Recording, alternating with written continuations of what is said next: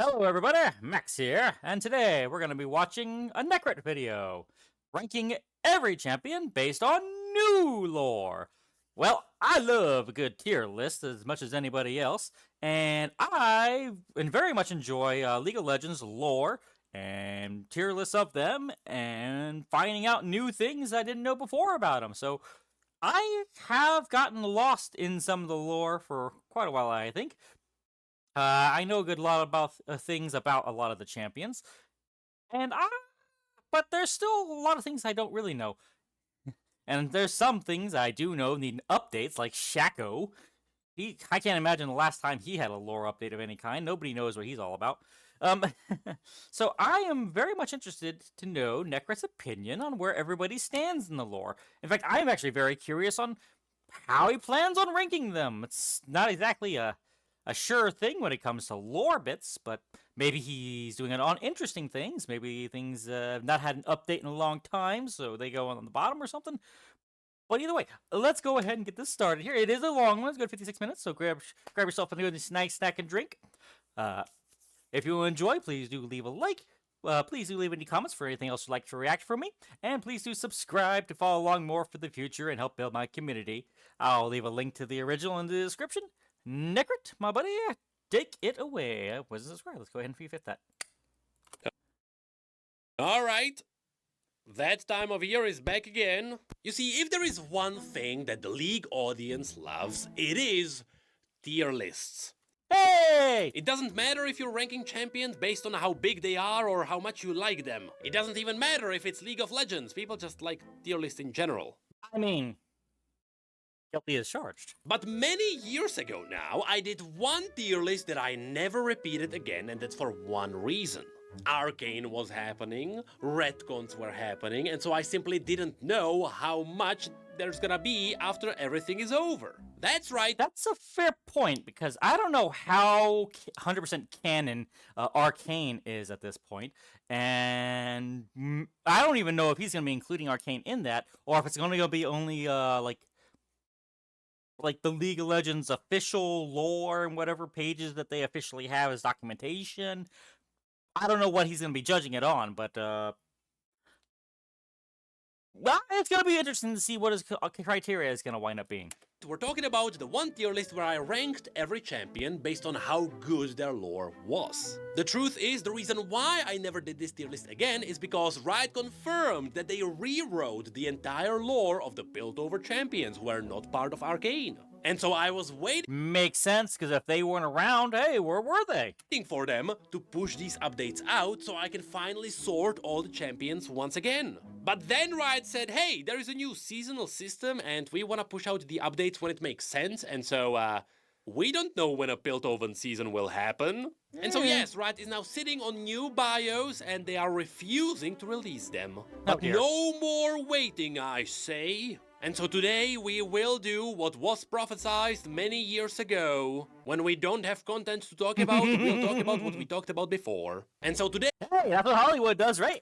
We're gonna be ranking champions based on how good their lore currently is. However, previously the tier list actually had a system where the different ladders and ranks actually had a reason behind them. But that system wasn't that good. I mean, the average stories turned out to be below average. And so this time around we are going off of good old vibes. Which also means there's gonna be some champions that were purely ranked subjectively. But you'll have to count on that. I mean, when it's something that's based on story, then yeah, I mean, there's gonna be no accounting for tastes in some of these cases, you know what I mean? Just like you should be counting on this message from our sponsor. Hey, he's sponsored. Nice. The universe before? Is this not part of the Warcraft IP, which I've sunk dozens of thousands of hours into? Why, yes, it is. This video is sponsored by Blizzard Entertainment. Of course Welcome it is. to Hearthstone, a game that many of you will be familiar with, which is why I tried playing Hearthstone a long time ago, and I got in for a little bit, and then I got out, and I am determined not to go back in, because I do not want to get sinking that many hours into something all over again.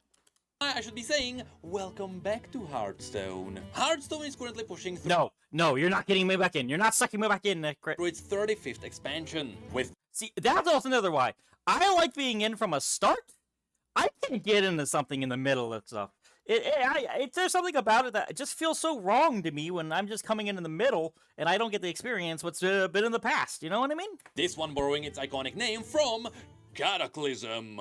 Cataclysm is a major expansion that is shaking the foundation of the game and the world. On top of updating the standard card rotation and renewing the meta, there is also a new time-limited feature called Dragon's Hoard of Rewards. We are talking about massive time-limited unlocking of cards that is here to help everyone get back into Hearthstone. How massive exactly? What about a complete access to the entire 32nd and 33rd expansion? Meaning the collection floor just got reset and the entry point just got a lot less intimidating. And since all of this is wrapped in a nice nostalgic package of Cataclysm, be ready to meet some very familiar Cataclysm, nostalgic, yeah, sure, right. faces, as well as their... I got out right after, like last time I played World of Warcraft, Lich King just came out, and yeah, sadly I didn't get back into it either. old But you know what? Let me know. I might stream. If people want to watch it, I just might stream getting back in the World of Warcraft and try doing a classic and then going all through everything again. Because I would like to get back into it one day, but I don't know. There's been a lot of rumor that it's not so good these days. god counterparts, which is something you can build up to through the new Herald mechanic that lets you summon bigger and better creatures, as well as their individual parts. So don't wait, all of this is only available for a limited time in the Cataclysm expansion of Hearthstone. Use the link in the description to download and play Hearthstone either from the comfort of your home on your PC or on your travels on mobile. Speaking of which, I better hearth out of here because I got my Die in the Fire achievement years ago. Once again, many thanks to Blizzard Entertainment for sponsoring this part of the video.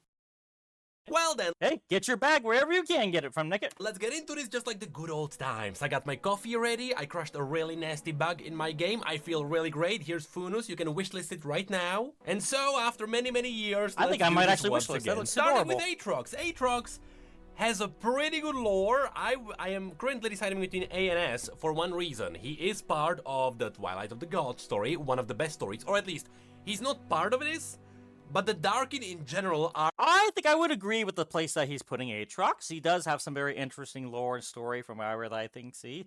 The interactions between Morgana and Kale and the attacks on Demacia. The whole thing where he's pretty much, from my understanding, pretty much the leader of the Darkin at this point, or at least the most lost... the biggest face of them, if anything could be called a leader in some form of them. I don't even know if they have a real leader at the moment, but I'd call him the closest that is at the moment until something else changes, which I'm pretty sure it might with Sahin and everything. Are incredible, and knowing what's gonna come later, you know what? The Aatrox is an S tier for now. He might be moved later. Our I think A was fine, personally. A for Aatrox, I mean, kind of perfect there. Frey is another S tier easy. That's for multiple reasons. First of all, her short stories are pretty good. The base lore is already pretty awesome, but also she was part of the Ruined King game. I mean, when you have characters that are part of multiple media things, it's pretty safe to say their stories very well developed, right? Will that get retconned? I don't know, but Ari is just stellar, especially with the part with Yasuo. We'll get to Yasuo later. No, of course. Then we have Akali. Now, Akali is definitely an A. I am deciding with... Again, There's not a lot with Akali. There's the whole rebellious ninja thing going on there. Definitely more lore than what she had before it.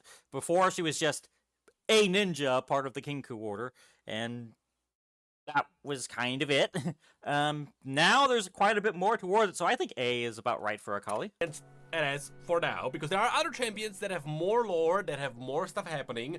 I know that Akali's story... It does help that she also had like a trailer that she was in as well too there, so that was nice. So which probably means Shen's gonna get an A right along with.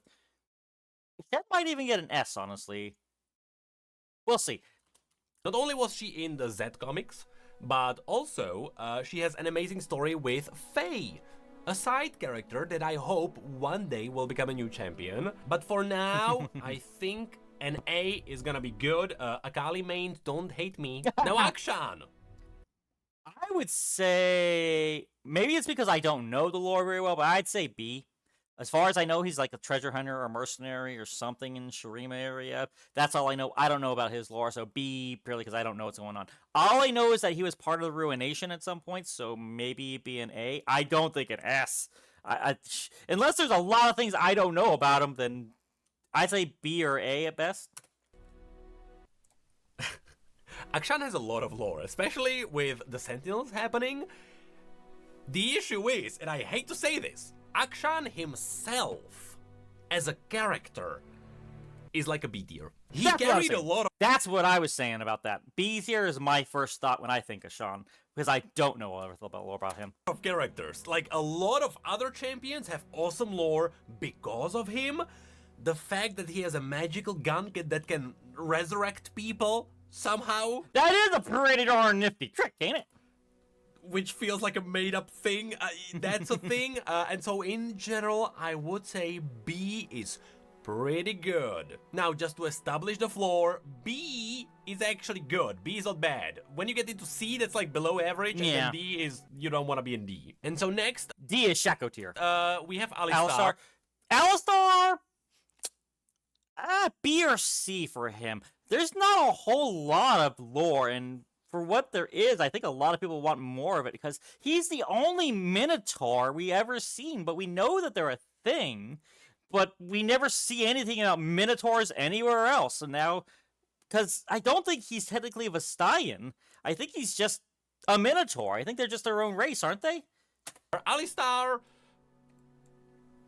is below average, probably. What did he do? He had some lore. As far as I know, he was like a Noxian gladiator slave Minotaur thing, but after that, that's all we really know. He needs a lore update.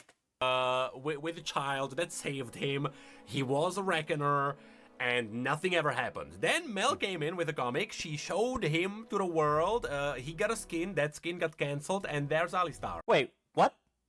It's not D because, you know, there's something. Yeah, there is something to work with there, so I'd say B or C is appropriate for Alistar. It's just not that great. Amumu!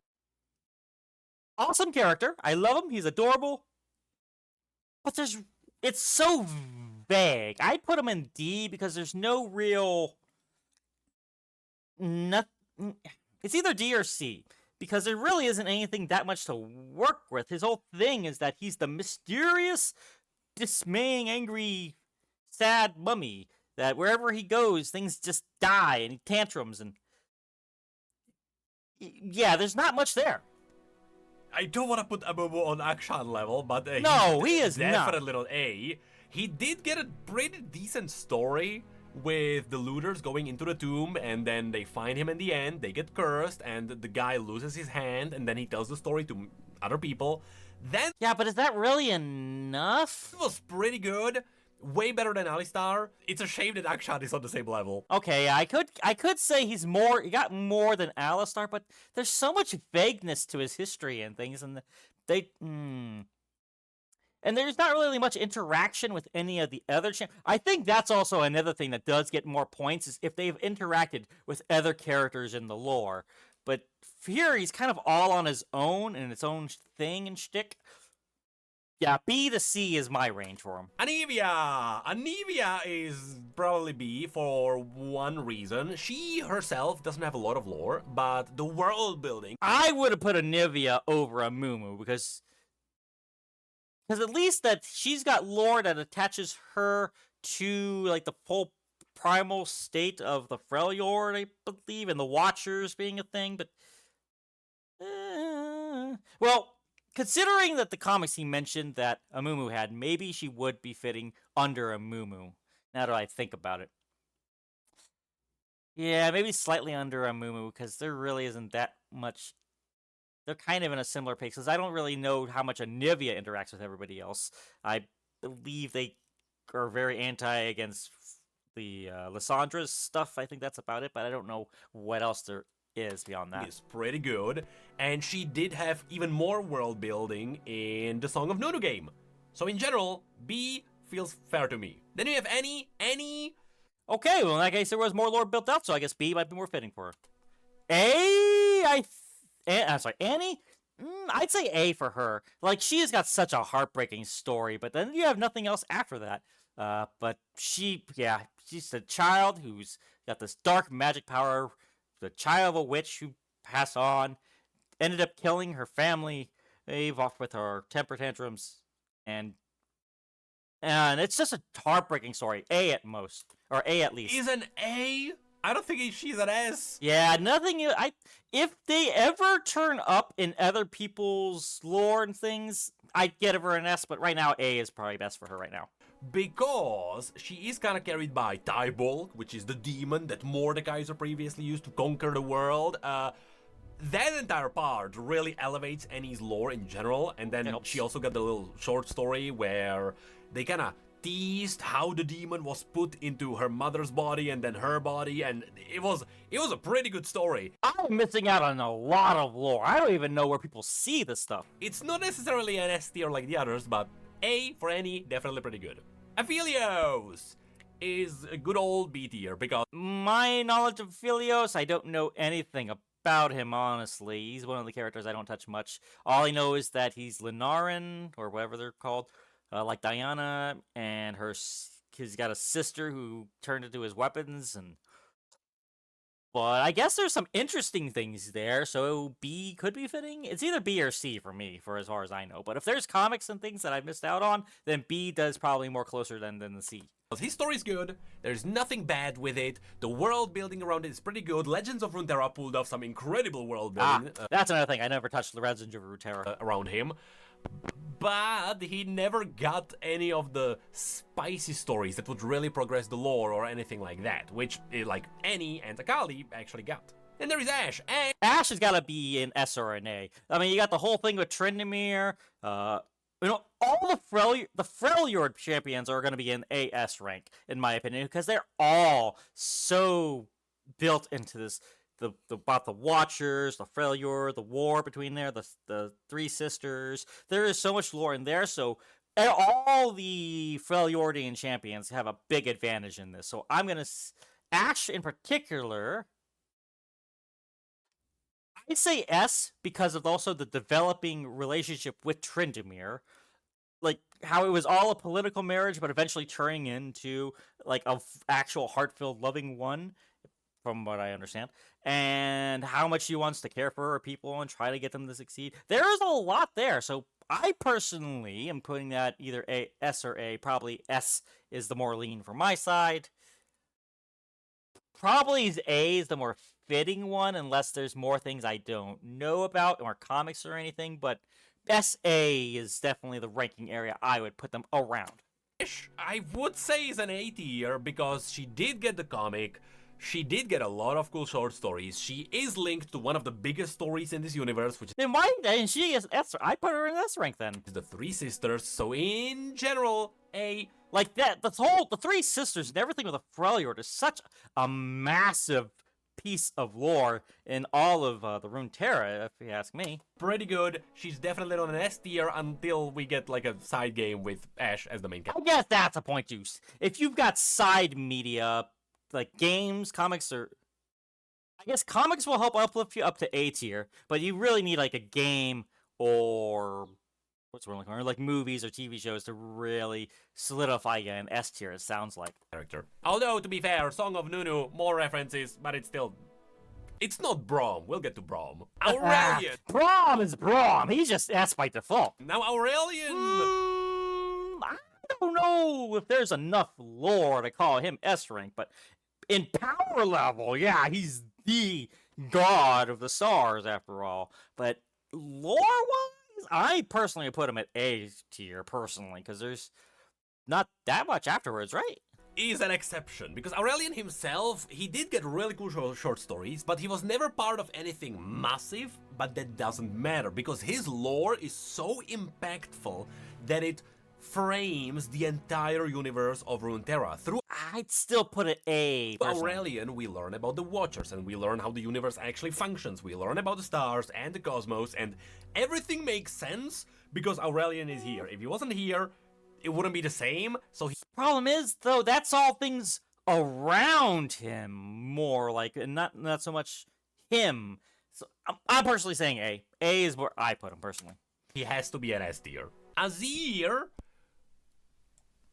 is...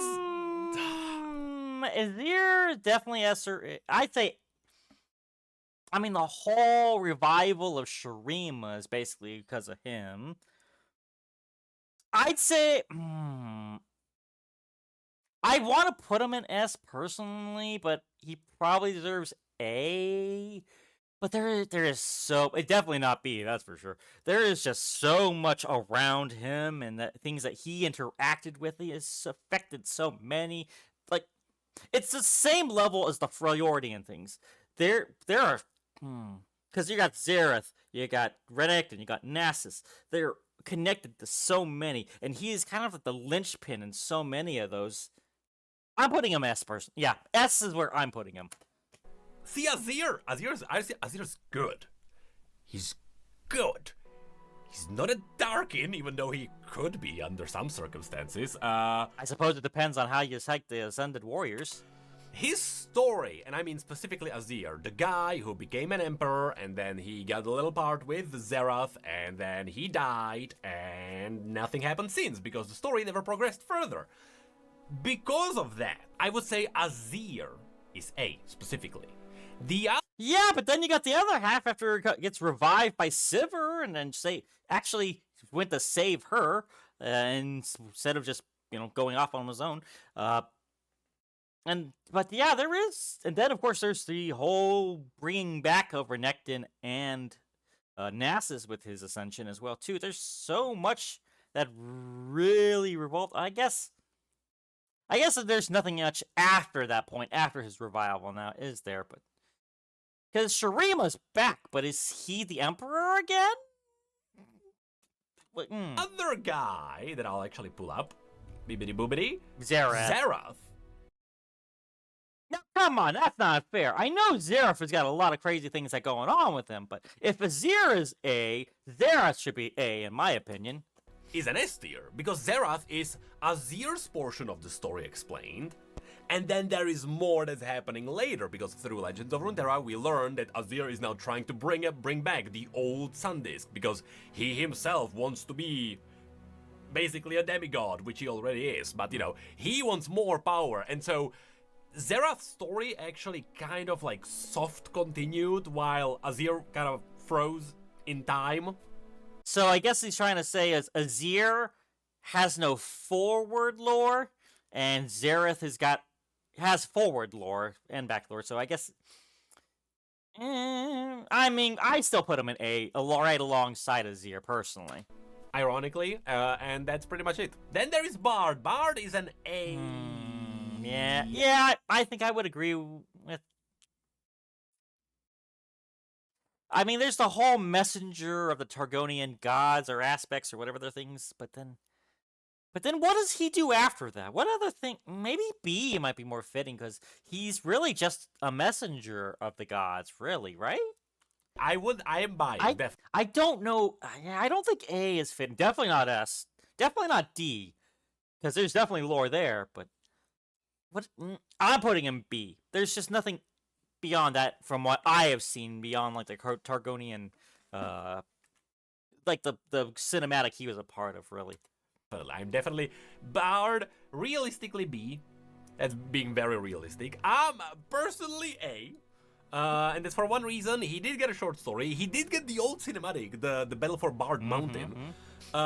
He has amazing background lore that, like, there's a lot of tiny tidbits, like the fact that the reason why Bard looks the way he does is because he stole a lot of the trinkets from, like, a traveling theater, and he just wants to look like something that looks like it's from Runeterra. And then there's also the entire cosmic part, because Bard got a little short story where there was a bard, as in a guy that sang songs, who sang about Bard, the celestial bard, and he kind of teased that the chimes that we are collecting on Summoner's Rift are actually building back sound that is here to fight back the void. And so Bard was kind of revealed as like an ultimate weapon to fight back the void, and I love that part, even though he didn't get that much story after that. So sure, A, maybe B for you. Then there is Bel'Veth. Bel'Veth is an A, definitely. Okay, as far as Belveth knows, all I know is that she was born in basically one of the great cities that was heavily destroyed by the Void, and so has a lot more human-esque features of it because of that. I'm not sure exactly what level of overpoweredness she is. That's also another thing too. A lot of the Void people don't actually have that much lore, from my opinion. Like Kog'Maw, Cho'Gath. Yeah, I don't exactly know too much on the lore. Kai'Sa's got more lore than the other two, as far as I know. That being said, Belveth and Kai'Sa, I believe, have interacted before, so there's definitely some interaction there that entices the story more. I imagine Belveth has actually done a lot of damage within the society thing, so B or A for me. She's not an S because her story never continued and nothing happened after that. But her story is good. It's basically a little Void tumor that became self-aware, which is very unusual for the Void. The Void is usually like a hive mind that just works. And then there was this little pocket realm in the Void that was like, hey, I don't like consuming stuff. And that became Belveth. Of course, Belveth became a thing after this little pocket consumed an entire city in Shurima called Belveth. And so Belveth was named after Belveth. Anyway, of course she looks like a human because she consumed a lot of humans. It all makes sense. I still hate the fact that she has a really pretty human face, even though the lore absolutely explains it. But yeah, her... But that's just to trick you, so that way she can get in close and yum you. Even though she doesn't like yamming you, she still yams you. Lore, pretty good for what it is. And there is Blitzcrank. Oh, come on, he's gotta be... well, let's be honest. There's not been much that's been after him. He's a cool, awesome robot. Didn't it used to be in lore that Victor made him or something like that? But I guess there really isn't that much after lore for him. So I'd guess B or C, I'll be honest. I would love to put him in A for personal bias because I love him. He's such an adorable robot guy. But lore-wise, there really isn't that much there. If he had shown up in Arcane, then he probably would have definitely made it to A.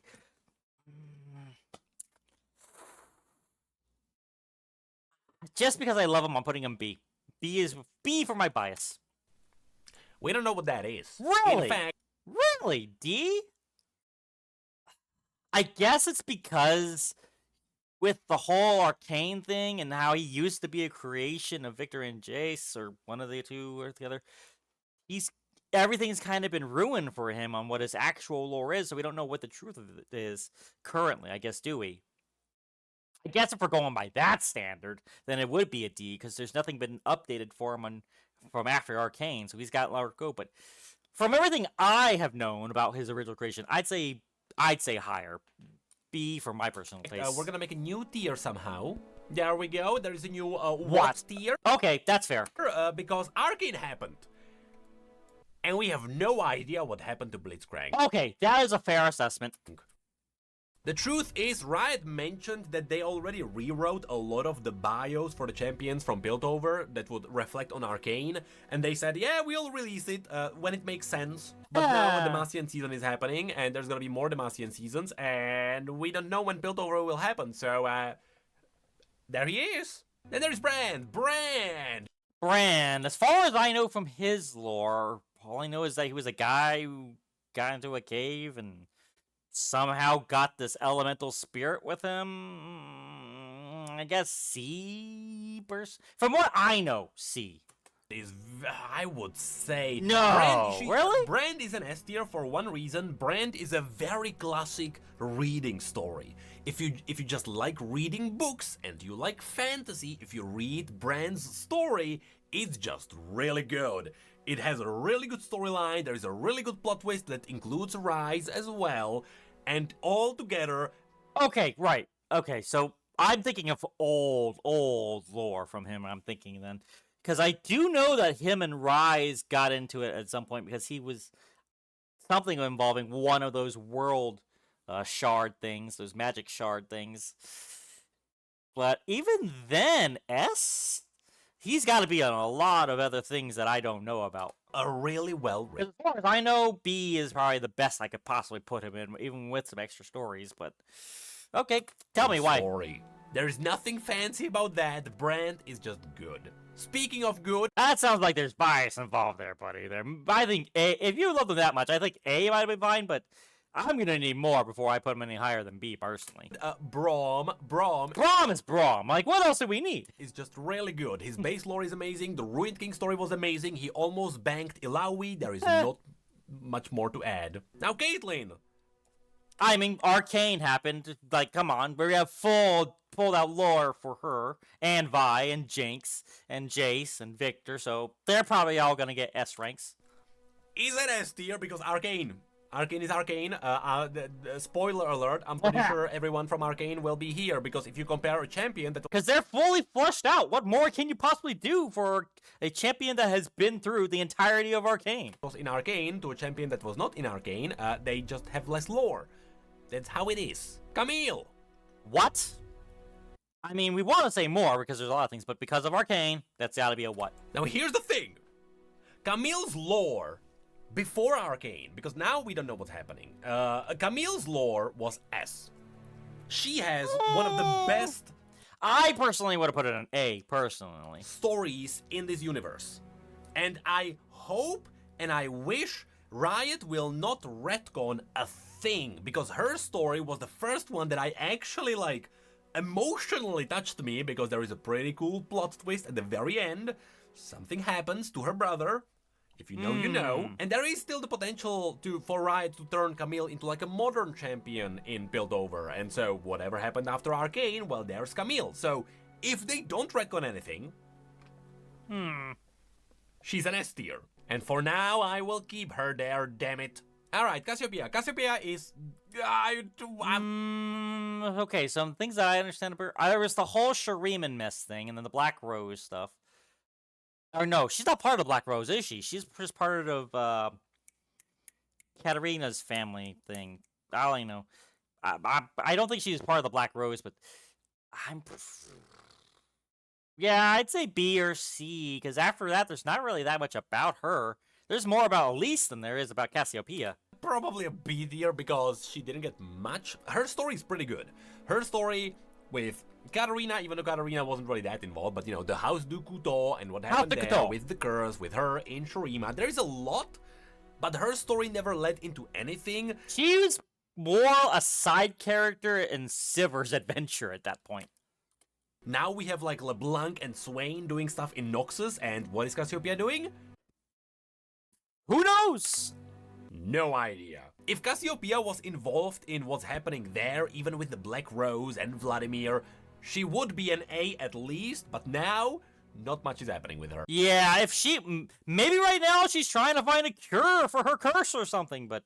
Or maybe she's the Ducato family executioner. Like, if someone wants her dead, that they'll bring them to her to turn to stone. Who knows? Maybe she's become like a Baron type and just kills people whenever deals with her. Who knows?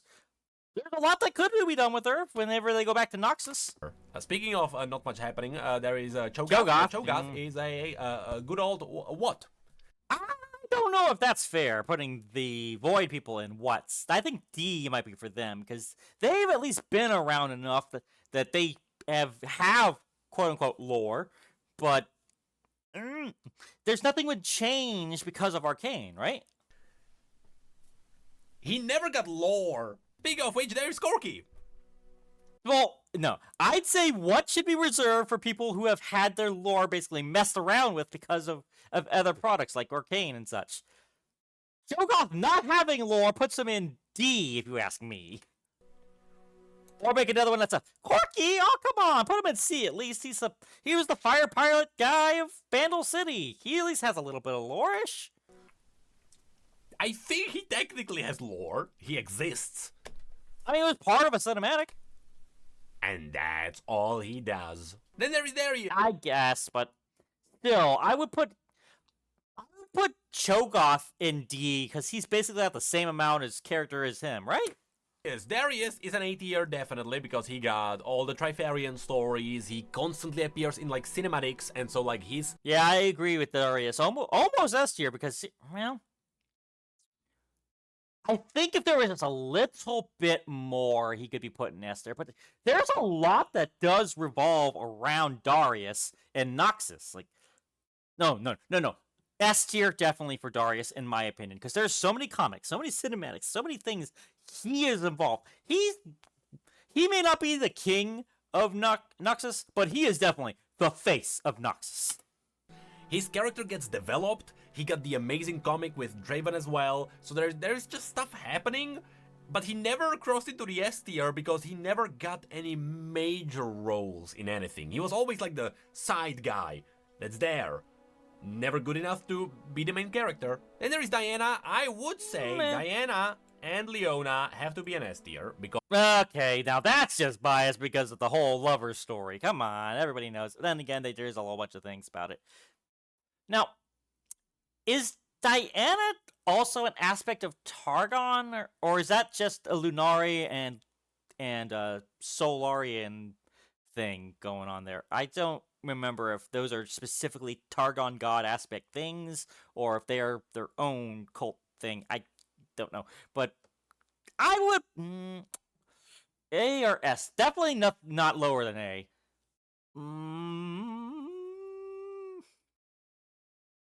I would have to put them in A because, I mean, sure, they have their own personal story, and it's a lovely story, but then what else do they affect with everything else out and abound? Because their story together is incredible. Definitely is incredible. They also got their own cinematics for Legends of Runeterra. Their stories, even if you separate them, their stories on their own are amazing. And so it's kind of similar deal to Brand. Their stories are just really good if you just want to read a story. It's really good, and there's the potential for them to do something in the future as well, so there's not much more to add. Then there's Mundo! Lore-wise, he's just a crazy madman in Zaun. There's nothing much out there, so probably a D for him. Arcane is a thing, so oh, then yeah, he should what be is a what Mundo then? now? No idea. Then I guess he should be in what, don't you think? Is he purple because of Shimmer now? No idea. But Mundo is Mundo. Yeah, he should be in a what sector if that's the case. His old lore was...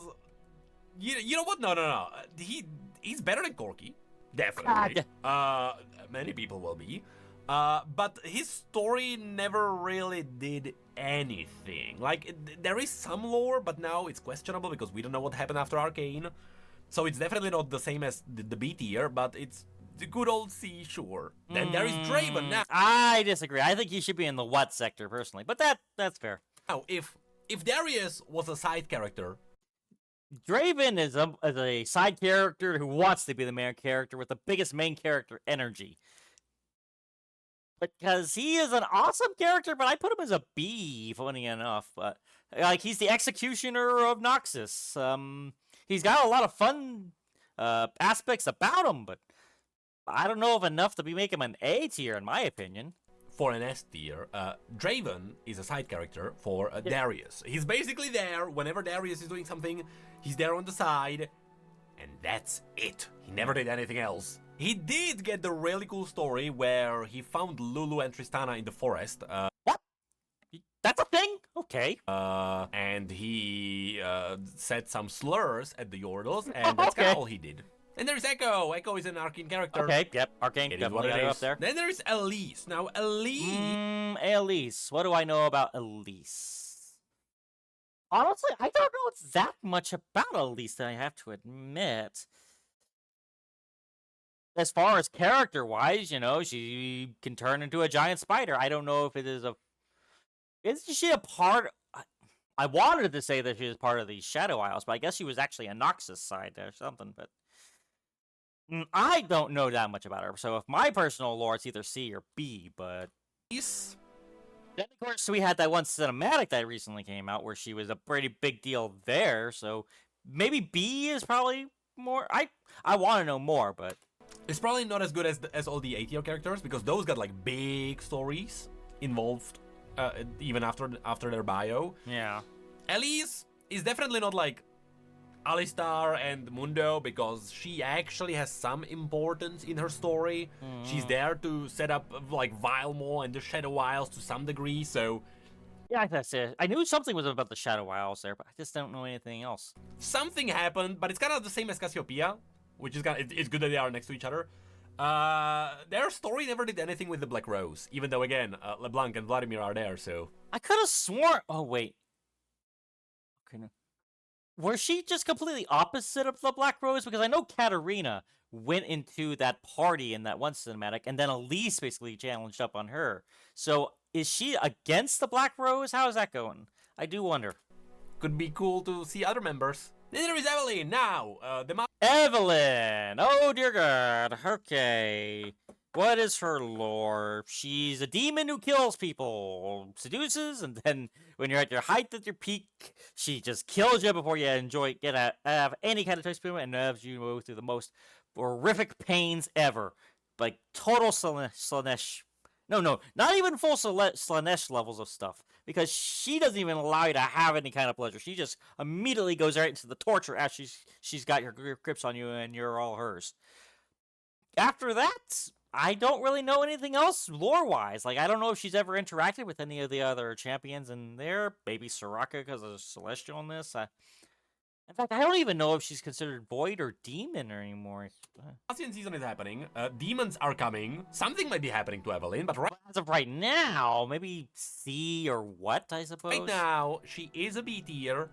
Her story is pretty good.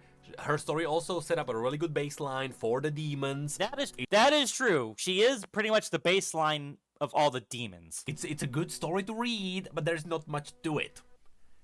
And that's kind of that. Only other demon I'm really aware of is Fiddlesticks, and then, of course, there's the demon that's in Annie. That's pretty much all I know about the demon side of things. Oh, wait. No, that was a Darkin. I was thinking of Kane, but then that's a Darkin thing. There's going to be a lot of confusion between Darkins and demons. I can already tell when that becomes a bit more of a thing. Then there is Ezreal. Now, Ezreal! Let's see. Lux's boyfriend. No, I don't think they'll ever pull a trigger on that. Ezreal. He's kind of like how I like to see my Persona character, Max. The whole adventure. I do love the whole adventurer thing, like, and relic seeking thing. So definitely either B or A. Definitely not S.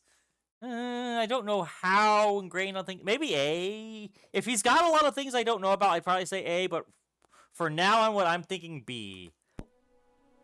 Feels better than a B. Probably a little bit. Yeah, he does. I'm thinking he's got more than Akshan. Definitely B. Less than an A. But definitely Ezreal A. has a really cool thing where he gets a lot of stories from all across the world. If you go to the map and you toggle the little switch on the side, you'll see actually Ezreal's adventures, and you can read where Ezreal was and what he was doing around the world. And so, even though he did get some cool side stories. For example, he did get the little story that teased the return of Mordekaiser, where he found the one cultist. I have no idea if that's still canon. Okay, then yeah, he definitely deserves to be an A, because it sounds like him being a big old explorer really helps link so much of the worlds together. Canon, but it's still there on the universe. But he never got a major role to like get him even higher. He's definitely not a B. I think A fits pretty well. Then there is Fiddlesticks. Fiddlesticks. Oof. Like, his personal lore is amazingly awesome now. He's definitely not on Shaco level anymore. And then they this whole horror and theme. I personally might put him in A. I don't know if I put him in S, but A or B, because he doesn't really have that much more beyond that part. It's amazing, like character-wise and fear factors and all that. But I don't know about S rank. Fiddlesticks. Then again, maybe he might be on the level of Brand where he makes good book tellings. Has to be an S tier. And that's for one simple reason. Fiddlesticks was the demon that kind of set up all the other demons. Really? If we didn't get I thought that was Evelyn. Fiddlesticks and we didn't get the compendium, the demonic compendium written by the Noxians, we wouldn't have as good of an understanding of what the demons are. Then there is also the little poem that teases that Fiddlesticks is like the king of all demons that will consume them all. Really? And so there is just a lot happening, and it's all happening because of Fiddlesticks. Also, Fiddlesticks is an amazing design.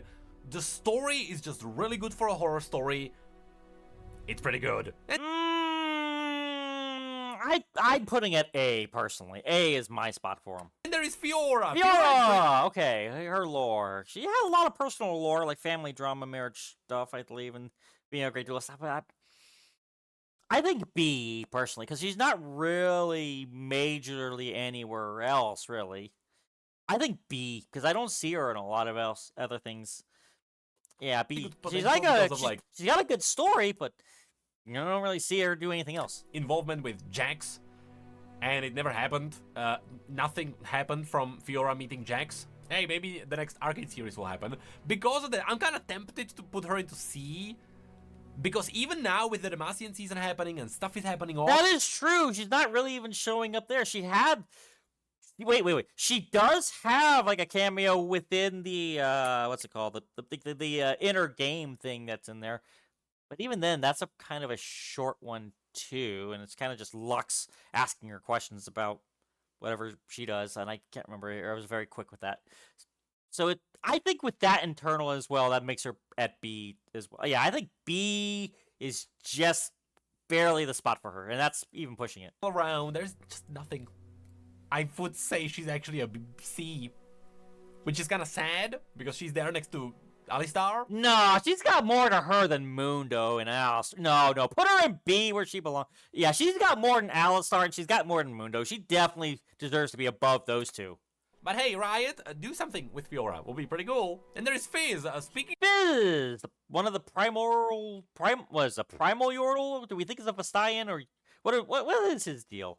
Definitely one of the lower ones, C or B. Definitely not D. I'm thinking C personally. of mediocre nothingness, Fizz. He's there. Just Fizz. If you want my explanation, there is just nothing happening with his story. He's Yeah, a cool folklore in Bilgewater, and that's about it. And speaking of cool folklore, that is We actually got Galio. Cool, Yeah, I agree with that one. Galio is an A tier for one. Like S tier, no, because he's not. He is a big folk hero fable guy, but he is not there. So Simple reason, he set up Petricite. Pretty cool. He also set up all the other creations by Durand, and so Demacia has a lot that they owe to Galio specifically. He also has quite a lot of cool stories with Lux specifically. And there is Gangplank. Gangplank is an S tier for one simple reason. he died and came back, and actually, in-game lore-wise. First of all, the Burning Tides event, very classical event for the lore of League of Legends. He has a really cool story with Misfortune. He has a really cool story with Tobias Fate and Graves in general. There is also let's not forget, what was his name? Was it Bambolini, the third guy who was there with the two? Anyway, Gangplank also appeared in the Ruined King game. He got a lot of lore, and he also banked Ilaoi. Then there is Garen. Now Garen, for being Okay, he's got to be on the same level as Darius, in my opinion. the main guy in Demacia, is not an S tier. He's a good old A. Yeah, It's kind of the case with most Demacians. Demacia in general has Like- pretty good lore. Garen and Darius are pretty much the two heads of the same coin, where they really are both the faces of their nations. There are some exceptions. You'll see which ones. But Garen, for being the main guy, he's kind of there. It's you know what? That's the reason why he's next to Darius. These two are on the same level. They really and are. There's Nar. Nar! What about the Nar? There really isn't much about Nar. He's just a prehistoric Yordle. At least that's what we think. So, honestly, a D. There really isn't anything beyond that, unless there's any other stories I don't know about. Exists. Yeah. Funny how that happens sometimes. Then there is Gragas. Gragas He gets a little more. exists, and he got a short story that's Then, yeah, that definitely deserves a C, sorry. more than the other two. But yeah, Gragas' story never really did anything. See if it's Yeah, he doesn't really do much, even with the Freljord stuff. He's kind of just there. He's a brewmaster. He's not much pretty lore well. wise there. I'm And sure I there's get something. Graves. Graves. Let's see. Whole thing with a Twisted Fate. He's got a whole bunch of adventures and things, so definitely not S, but definitely not C. Yeah, I don't know. If there's a lot more behind there, I give him A, but I personally might put him at B tier personally, like almost like Draven levels personally. No. Why? He's an S tier, but Why? it's only because we need to find his Person companion. There he is. If you put these two together, their story together is an S tier easily. It's amazing. Okay, they're cool and all, but aside from the interactions together, what else really is there after that point, though? Like, they're a great story, but they're not on Diana and Leona levels. If you ask me, you could convince me to put them on A, but S, I don't know. If you want to read it from beginning to the end, it's just a great read too. Pretty cool plot twists. They are kind of the foundation of the Bilgewater story. Then there is Okay, then if there's actual stories and books on them, then that's a different story, isn't it? Gwen. Now Gwen herself. Gwen, let's see, there's a whole ruination thing. A tier? Maybe? Because there's a whole bunch of things that she kind of like guides everyone through involving on the Sentinels, right? Is an A tier. I know Gwen mains will hate me for this, but Gwen is an amazing setup for Viego. We'll get to the Viego. yeah. Then there's Viego. Hecarim. Viego has to be an S tier. Hecarim, B tier? Like, what else is he? Yeah, what really? Wait a minute. Yeah, Hecarim. Let me really think on this. What do I know about Hecarim? I honestly don't know that much about Hecarim, lore-wise. So I think from what little I know about him, I guess it's gonna be C or B, personally. Probably even C, because as far as I know, he's just kind of there. He roams the Shadow Isles, and that's as far as I really know. Hecarim is an S tier for one simple reason. Okay, you're gonna have to talk to me about this one. Hecarim got one of the coolest stories in League of Legends only in the Ruination book. With all the plot twists happening there, and with what Hecarim even is, it's such a good villain. It is not as cool as the other characters that are in Ruination. Then why wouldn't it be an A tier? Like, don't get me wrong, there's a lot, if that's the case. But what else is there? Like, sure, great villain, apparently, in one story. But then after that, how big of an impact is he putting across the world? If he is as great as you say, I'm putting him in A because I don't see him anywhere else. But he is one of the coolest there. Then there is Heimerdinger. Heimerdinger! Okay, Arcane. S tier. Arcane. Yeah. Did Heimerdinger die in the end? No one knows. But well, I mean, if he's a Yordle, he'll come back. I will tell you one thing. He touched the hearts of many. Then there is Illaoi. Illaoi is also an S tier. Because, let's see. I know that they did. I never really played the game on that it was evolved about, but I know that she was in it. I know that she definitely has a lot of stories that interact with a lot of other people. So I guess it's like on the same level as Ari. Because of the Ruined King game, her part with the Nagake Boros there, and them hunting down Viego, and also she almost banged Braum and she banged Graves. What else do you want? You mean Gangplank? And there is Aurelia. Aurelia is like the main Aurelia, okay, yeah. Basically the face of... She's basically the face of Ionia, if I recall. Let's see, what else is there? I think A tier. I don't really know too much of the lore, but I know there definitely is lore, and I know she's very important. I think it's going to be A tier. I mean, if it was just me, I'd probably say B tier, but I know there's a lot more that I don't know about. Resistance in Ionia, which is pretty cool. She has a really cool story with Swain cutting off his hand. Nothing more ever came out of that. If Aurelia is the one who cut off his arm? I didn't know that. So yeah, big tier. Okay, yeah, A is definitely about right. Then became like an empress in Ionia, and she was like the leader of the rebellion that's happening there, that would be pretty cool. Riot just never progressed the story, so we don't know. Then there is Ivern. Personal, okay. I know that he's like the Green Father. I like his like Fable like story there, but there really, as far as I'm aware, there isn't very much after that. I'd say B tier because he's amazing story, but nothing. Well, yeah, I'd say B tier because unlike I was gonna say like the same level as Annie, but they're really below Annie in my lore wise. Just one great tale, but then there's nothing else I've heard from him on that. This is a very personal thing. I would put him into an S tier, but I know that wouldn't be objective. He's definitely an A. Because Ivern's story is very unexpected. It's a guy, it's a Freljordian barbarian who traveled into Ionia to cut down a tree. The tree said, screw you, you're gonna be the tree. And so Ivern, the savage, or whatever his title was, became a tree. It's actually pretty cool. I'm pretty sure it's Ivern the Cruel. Then there is Jaina. Now Jaina... Now, that's the thing, though. That's all there is, though. It's a wonderful tale, don't get me wrong, but that's all there really is. So I'd put her in B. Oh, now, Jaina. Let's see. What do I know about Jaina?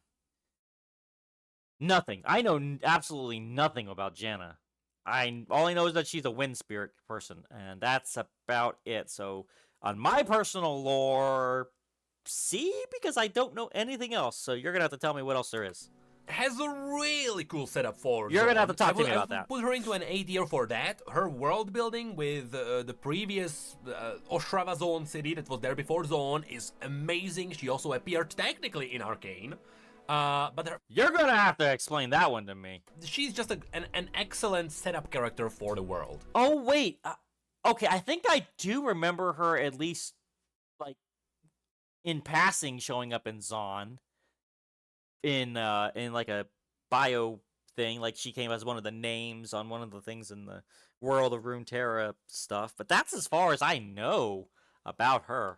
Then there is Jarvan. Now Jarvan is He's gotta be an S tier. He's literally the king now, isn't he? an A tier. The Crown because Prince. I don't know what's happening with all the retcons right now. I guess that is fair, but once they get everything settled down with what he's eventually going to actually be, and for the love of God, give him his real armor. Come on. Once his father dies, which we know is eventually going to happen, he's got to get the real armor on. That is Jarvan. Not this silverized whatever is going on there. I don't know what they're doing with it, but I don't like the modernized version look that they're trying to give him. You put him in the spiky armor. That's the good stuff. He could have the potential to be an S tier character, but right now, we don't know which parts are canon. He should be amazing, but he's less of a figurehead than Garen, which is not good. So I guess for now he's gonna have to be in lower A. I don't know what to rate him and like. Eventually what to he actually should give be him an as S a though. story At that one actually point. still works. So you know what, A? He should be happy. Then there is Jax. Jax, it really depends. Jax, what do we even know about Jax? Apparently he had an interaction with Fiora once. I don't know that. I guess they had a duel. Other than that, there really isn't that much really known about him. His whole thing was that he was just this mysterious, powerful warrior who goes about beating people with a lamppost. I gotta say B. He's awesome and all. Don't worry. Don't get me wrong, but I'd say B. I'm objectively A tier, but even though there is the Where Ikathia once stood, one of the best stories in League of Legends, Jax or Psyjax, Colorings, Kohari Ikathun is his full name. That story was so good, but technically it was never confirmed that Psyjax is Jax, even though it's, you know, it is what it is. That story No, you cannot put him in S tier. on its own is S tier, but together, if you have a look at like who's there, sure, these days, more of an A tier character. Then there is Jace. Even though I hate this face specifically, Jace is Jace. It's Arcane. It's a thing. Then there is Jhin, an S tier. I mean, psychopathic murder killer. Even though, you see, I know he's Ionian, but didn't he? Yes, he is in Piltover because Camilla would be going after him at some point. So, but yeah, I don't know about S tier, but at least A tier because he's like got an amazing serial killer detective story like thing. If he's got more to him, then sure S tier, but I'd put him in A tier personally from what little I know. Jhin is just good lore. That's what it is. Jhin is an amalgamation of what a good story is. Really? It's a good murderer. There's a really cool plot twist happening. It just works for. You're gonna have to tell me what this whole plot twist is. If there is actually a whole-on story out there, let me know because I don't know it. And if there is, then that's probably what bumps up the S. But for everything I know, he's an awesome character, cool lore, and I like the whole serial killer anger, and it puts it to A for me. Really good drama. If you want more proof, I wouldn't be surprised if one day he got his own Netflix series or something. And there is Jinx. It is what it is. And there is Jinx, of Kaisa. course. Kaisa. Kaisa. My thoughts on Kaisa. Let's see. She's the daughter of Cassidon, right? Then she ends up in the warp. She gets her. I keep saying the warp whenever I say the void. She ends up in the void. She gets the symbiote like suit. And after that, I don't really know much anything up there. I guess she met Vitalia at some point, but I personally gotta say B because I don't know anything about really else goes on with her. It's not an A tier, I don't think, because she never got anything more. It's like kind of like Aphelios. Aphelios, really good story for Targon. Kaisa, pretty good story for what happened around Icathia. She kind of fell into a hole. She fought the void. And that's all that happened. Yeah. Later, she met Belveth, and nothing actually happened. For a character that's almost like the poster child of League of Legends, I'm sorry, poster child of League of Legends? What are you saying? What? I thought that was Lux at this point. Or Garen. Or... No, maybe even... At this point, Caitlyn, possibly, after Arcane, but... There's probably been an argument of Ashe was probably a poster child at one point, but Kaisa poster child? I don't know about that. Maybe because of KDA, but other than that, I don't know. He needs more. Then there is Kalista. Kalista is an Kalista. Okay, yeah, because of Ruination, right? I mean, I do love the fact that she is like the spirit of vengeance. That is a pretty awesome thing there. Oh, and then she was like one of these personal guards for Viego. Okay, yeah, so there's a lot there, isn't there? Tier, main character of the Ruination book. Ruination book, amazing. Main character, amazing.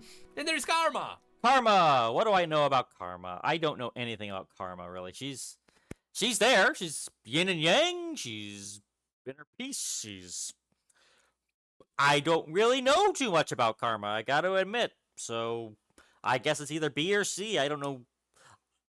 I know she's Ionian, and I know that she's got her thing with Aurelia, I think. Yeah, definitely not S tier, definitely not D tier, but I guess B tier would probably be best, but I don't know. I mean, if it was me personally, I'd say C, because I literally know nothing about her. I'll give her a B tier. The reason why I really want to shove her into C is because Karma's story is pretty good. She's kind of like a demigod entity that's there for Ionia, and there's Demigod entity? No one's ever told me that. I thought she was like a monk of some kind. a lot of lore happening in Ionia, and she's never anywhere. The only thing that ever happened is that she appeared in Ionia when the Ruination happened. She got taken over by Viego, and that was it. No one ever talked to her. She didn't say much. Riot, why does she exist in this form if you're not doing anything with her? Right. And there is Karthus. Karthus, okay. Karthus, what do I know about him? He's basically a creepy necromancer. I mean, I still remember when he had a pure skeleton form. Really isn't that much, is there? Like, I always thought that he was going to be the big bad of the Shadow Isles until Viego popped up. And after that, then he kind of has... What is his deal anymore? I'd say C, personally, because I know nothing about him. But I'm sure he's got something that puts him up to a B, but I don't know. Unfortunately, B. Personally, his story is cool enough where it could be considered an A tier, but right now, with what's happening around, it's actually C. Ooh. Long story short, he's a boy that liked death so much that he traveled to the Shadow Isles. For the most part, that's it. And there's Kassadin. Kassadin is kind of the same as... So he kind of has the same storyline as that one guy from Castlevania. What's his name? Hector? I think it was his name, Hector. That sounds like to me. Oh, and we got Kassadin coming up next. Okay, Kassadin. What do I know about Kassadin? I know he's got a big thing about the Void. Kaisa's father, if I recall, or at least it's kind of hinted that he was. Yeah, I don't really know too much about him either. I'm putting him in C. His daughter, because nothing ever happened with these two. And I don't know why, because their story could be really woven. I mean, Kaisa, as far as I know, has more than him, so I'd put Cassidy in even lower. Into something bigger and greater, and maybe Riot is planning something. But What was the reason for you to turn Kaisa into Kasarin's daughter if the two never did anything with their lore? Right? There is so much potential there. Then there is Katarina. Katarina, okay. What to say about Katarina? She's like she's definitely a poster child. She's like every freaking where. She's the sex appeal of this. She was the first real sex appeal, other than Ari. Ari was the charmer. Katarina was the femme fatale. Let's see. And there was the whole everybody loves the whole Garen Katarina romance thing. And then there was that Spring Blossom thing that recently came out with Katarina and Yasuo. I don't know what that was all about, but that was cute. Let's see, what else is there? Katarina herself. She's a great assassin, big deal. She killed like some famous generals. A tier at least. Yeah, I think A tier. Pretty amazing story in the Katarina comic, and also there were some references hinting at stuff in the Lux comic because, you know, the assassination of Jarvan is happening. Because of that, she is an A tier because she is a character that is absolutely involved in the history of Runeterra and what's happening there. Maybe she'll get something later because there is pretty good potential for a good story here. Hey, eventually you kill enough people, you become an A tier, right? Then there is Kale. Kale! One of those big old demigod angels. Let's see. Her and Morgana. You know, funny enough, I think Morgana is going to wind up going above Kale because she's just got so much more to go with Demacia. And Kale's side of things, I don't know too much about Kale. I actually kind of miss Kale's old look, personally. I actually liked it when Morgana was apparently the evil sister and Kale was a good arbiter of justice kind of thing, and then they swapped it up with that she's kind of a big B, but let's see. Kale. Where would we put you, Kale? I do not know where to put you. I mean, I would put her under Aatrox for sure. Personally, might put her on B because other than no, A. She's got to go in A, and then Morgana just above her. Because there's a lot to do with whole Demacia and the forming of that and dealing with Aatrox. There's a lot there, I believe. I would say is an A tier, not because her story specifically would be that amazing. It is pretty good. Her story, as well as Morgana, where is she? Let's find Morgana. Yeah, so her story and Morgana, it is actually... I think Morgana should go above her because then she's got this extra kind of like fighting up against her sister thing and trying to defy everything against her sister's trying to do kind of thing. I think that there's just a little extra more to her than just Kale's, because Kale's just kind of there after the fact now. Pretty good, because with their mother being what it is, especially after it was shown in Legends of Runeterra, you do get the really cool part of Demacian history explained, and of course you explain what's happening on Targon with the Ascended and Targonian Ascended, not Shuriman. And so there is a really solid base, but what really makes these characters cool is that they appear in the cinematics, and they sometimes get referenced in comics, and we got a whole storyline with Xin Zhao, and there we got Kale and Aatrox fighting, so... I'm gonna have to see what happened there. These two characters make a really amazing foundation for the lore. It is a shame that they never got like a bigger story that would be only about them, that would elevate them above an A tier, because right now, these two are really good. But again, even in the Mage Seeker, they appear there, but they didn't get a bigger role, so maybe one day stuff will be happening. And there's Kain. Kain, let's see. I'd say B tier because, hey, he's a Darkin. Darkins, by default, are probably going to go up to B tier, I'm sure, because anything involving them is pretty darn cool. Let's see, what else is there? He's got the whole split-in-half personality kind of thing. That's pretty darn cool. But as far as bigger, compelling things in the world... Honestly, I think B tier is probably where he's at. Definitely somewhere between these two, but Kain himself is probably a B tier because, again, his story is pretty cool, but most of his good story is revolving around Zed specifically, and you'll see later, Zed, pretty good character. Kain is kind of like what Draven is to Darius, where he's there for some good lore, but he himself is not initiating it. That's fair. And again, the Darkin were happening, and he kind of stood by, so it is what it is. Then there's Kennen. Kennen!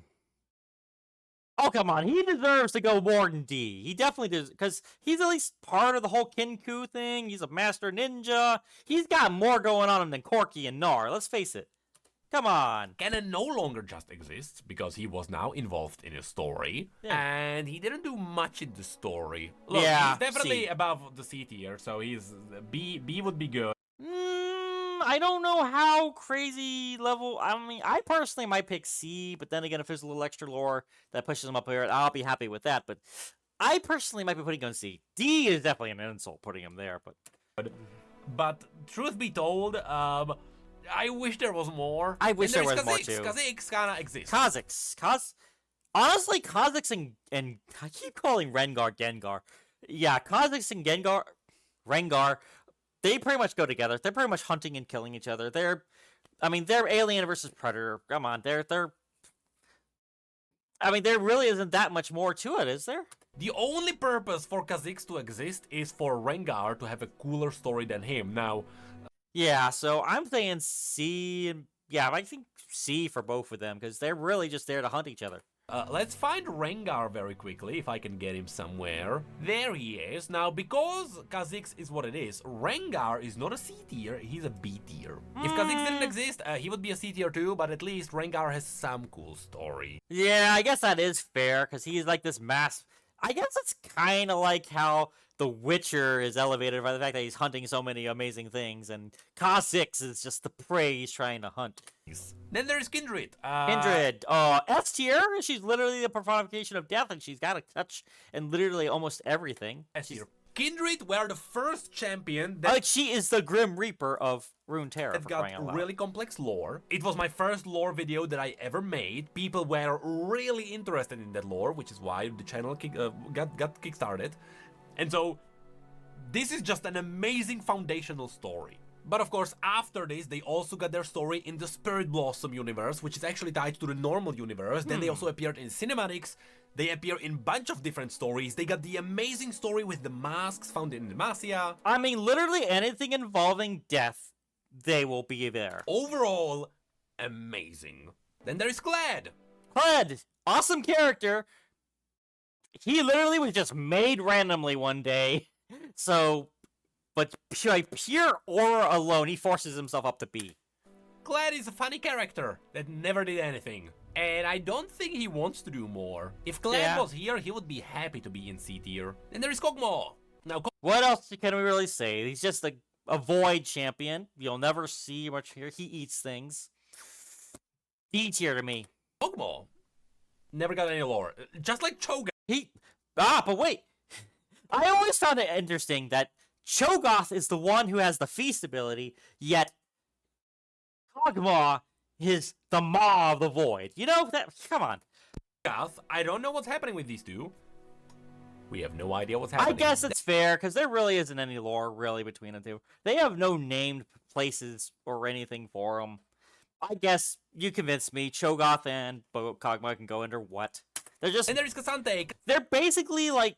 They're kind of like named character of the Tyranids. They're cool, but they're just Tyranids.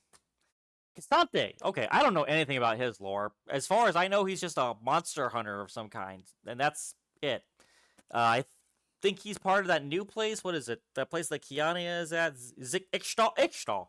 That's about as far as I know, is that he's a monster hunter from Ixtal. I don't know anything else from him, so I'd say... I mean, I want to say C, but that might be pushing it, honestly. I guess it's got to be D, because I don't know... If he has any other lore that I just don't know about, he'll go up to C, but I know nothing about him. D, until I know anything else. K'Sante is a B tier for one reason. B tier, okay, that's pushing it. His region never did anything. It was a really good foundation to like a new part of a region that's there and it's doing stuff. It's kind of like a Monster Hunter region. And that's where it stopped. So I put him on the same level of Alistar, at this point. Now, K'Sante is the only character that's in one specific region, and nothing ever happened there. Then there is LeBlanc. I hate this old icon. Is this really what we're using? I guess. Really? Okay, LeBlanc. LeBlanc, oh boy. Her lore, as far as I know, is like super crazy and mysterious on purpose. So it's really hard to get a real gauge on her. But she has her finger in so many pies. It's gotta at least be A or S because she is like one of the queen antagonists of things, of the working in the backgrounds of things. Like she is a big conniving, but at the same time, she's not really there too. It's weird. She's like always there, but not always there. You know? So A or B for sure. Maybe S because she's like such a string puller. Yes, it is. S tier. She has amazing stories on her own. She got more S tier, I can agree with. stories as the Noxian season came out. She was involved in Arcane. She got more lore after. Wasn't there like a theory at one point that she might actually be Jarvan at one point? Like, that was like this whole crazy theory about how LeBlanc might have actually been Jarvan in the skies. After Arcane, amazing character. And there is Lee Sin. Lee Sin is Lee Sin. Okay, Lee Sin, great character, awesome guy. I don't know anything better than the fact that he's a blind monk who beats people up when needed. So yeah, we're gonna have to see. If you know more lore about him, then you're gonna have to give me some more reasons on it. But otherwise, he's just a really cool character. Definitely better than Cassante. Ah.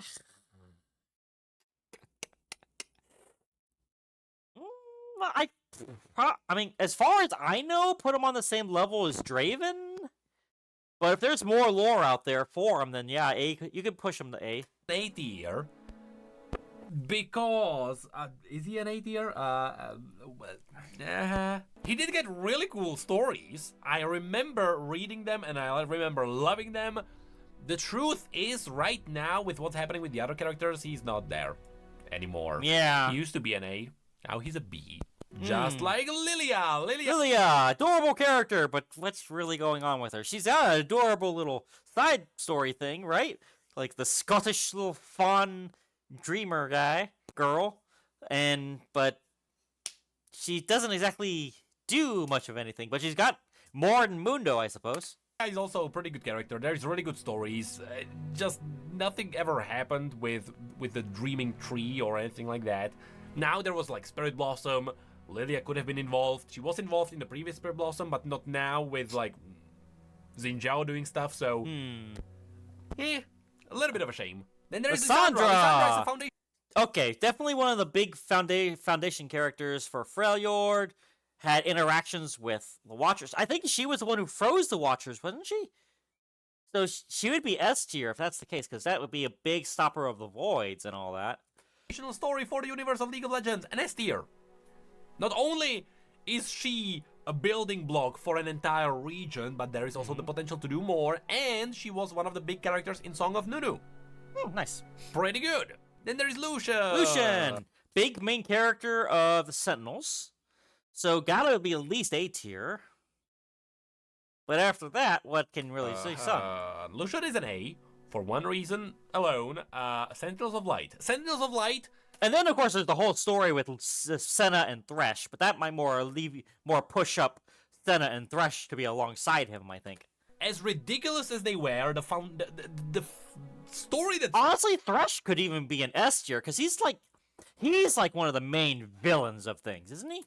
Below all of that, pretty good. Just don't look into the details, but Sentinels are decent. Now, I would put Senna next to him, even though these two have really good stories together. Yeah, I personally do. I don't see why not. You'll see that the reason why these two are here is because, and sure, let's pull him out, it's because Thresh is the S tier. Thresh is a godly character. Grail, as like, if Kindred wasn't there, people would definitely call him the Grim Reaper of Runeterra. He's known as, in the Ruination book, amazing villain. And like, you would rather be collected by Kindred than this Grim Reaper. Lucian and Senna only enhance his character, which, like, all of that lore comes out after the Ruination, and already Thresh became an amazing villain in the book, before all the other lore even came out. So, Thresh, godly character. These two, pretty good. They are not as good as what came out of them. And there's Lulu. Lulu! Okay, Lulu, what the heck did you do? Well, you had apparently a side adventure with Draven, so that puts you a more than Corky for sure. Let's see, what else is there? I don't really know. He's just an adorable, little mischievous, accident-prone mischief maker.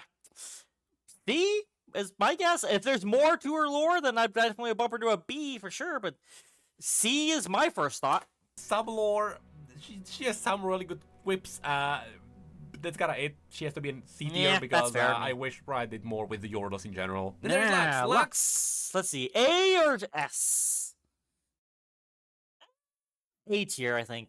A tier sounds very fitting for her. I am really deciding between an S and an A. I think it's an S for one reason. She got even more story. Not only there's the Lux comic, which we don't know if the comic is gonna be canon now because the Demacian story is happening. But I think wherever Silas goes, Lux needs to end up, and vice versa, because they are pretty big, but at the same time, they're not. It's gonna be. I think it's gonna be determining whatever happens in the near future about the whole rebellion, about the whole mages rebellion thing. Which, honestly, they might be saving story for the MMO. God, I would. You know what? I'm gonna save my MMO experience until that comes out. Honestly,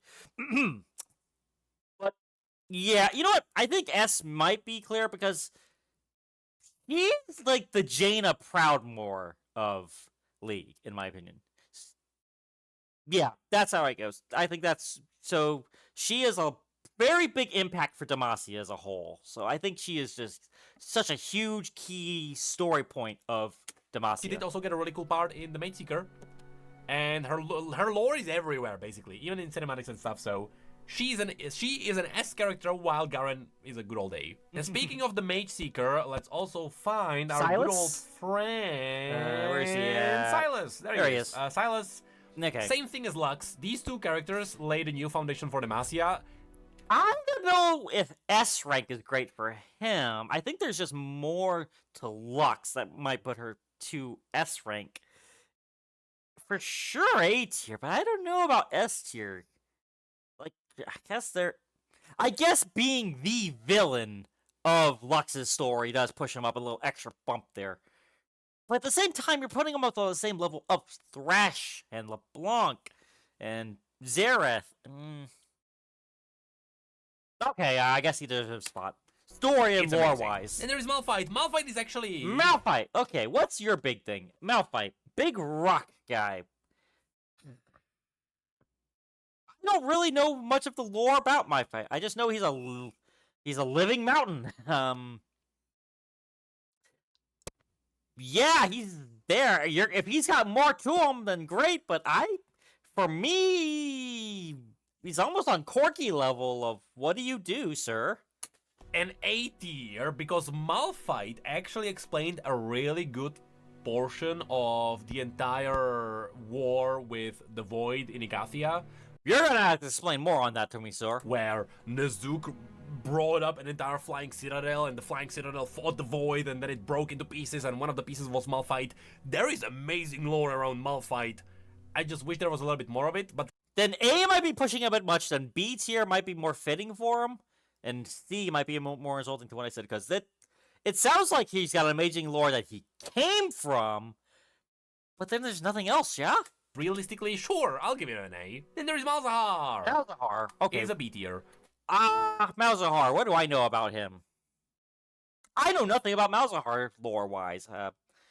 He's kind of up there with Kassadin, I suppose? He's a summoner of the Void, as far as I know. Which means he has to have some implications for something, I guess. For one of the guys that, like, is there to herald the Void, it's kind of amazing that even Belveth got more out of the Void than Malzahar. Again, I wish Riot did more with the Voidy characters, just like Kassadin and Kaisa. Then there's Maokai. Maokai! Let's see. He's a tree in the Shadow Isles. I don't remember if he was a good guy or a bad guy. I'm pretty sure he was a good guy who, like, protects the trees and nature of Shadow Isles.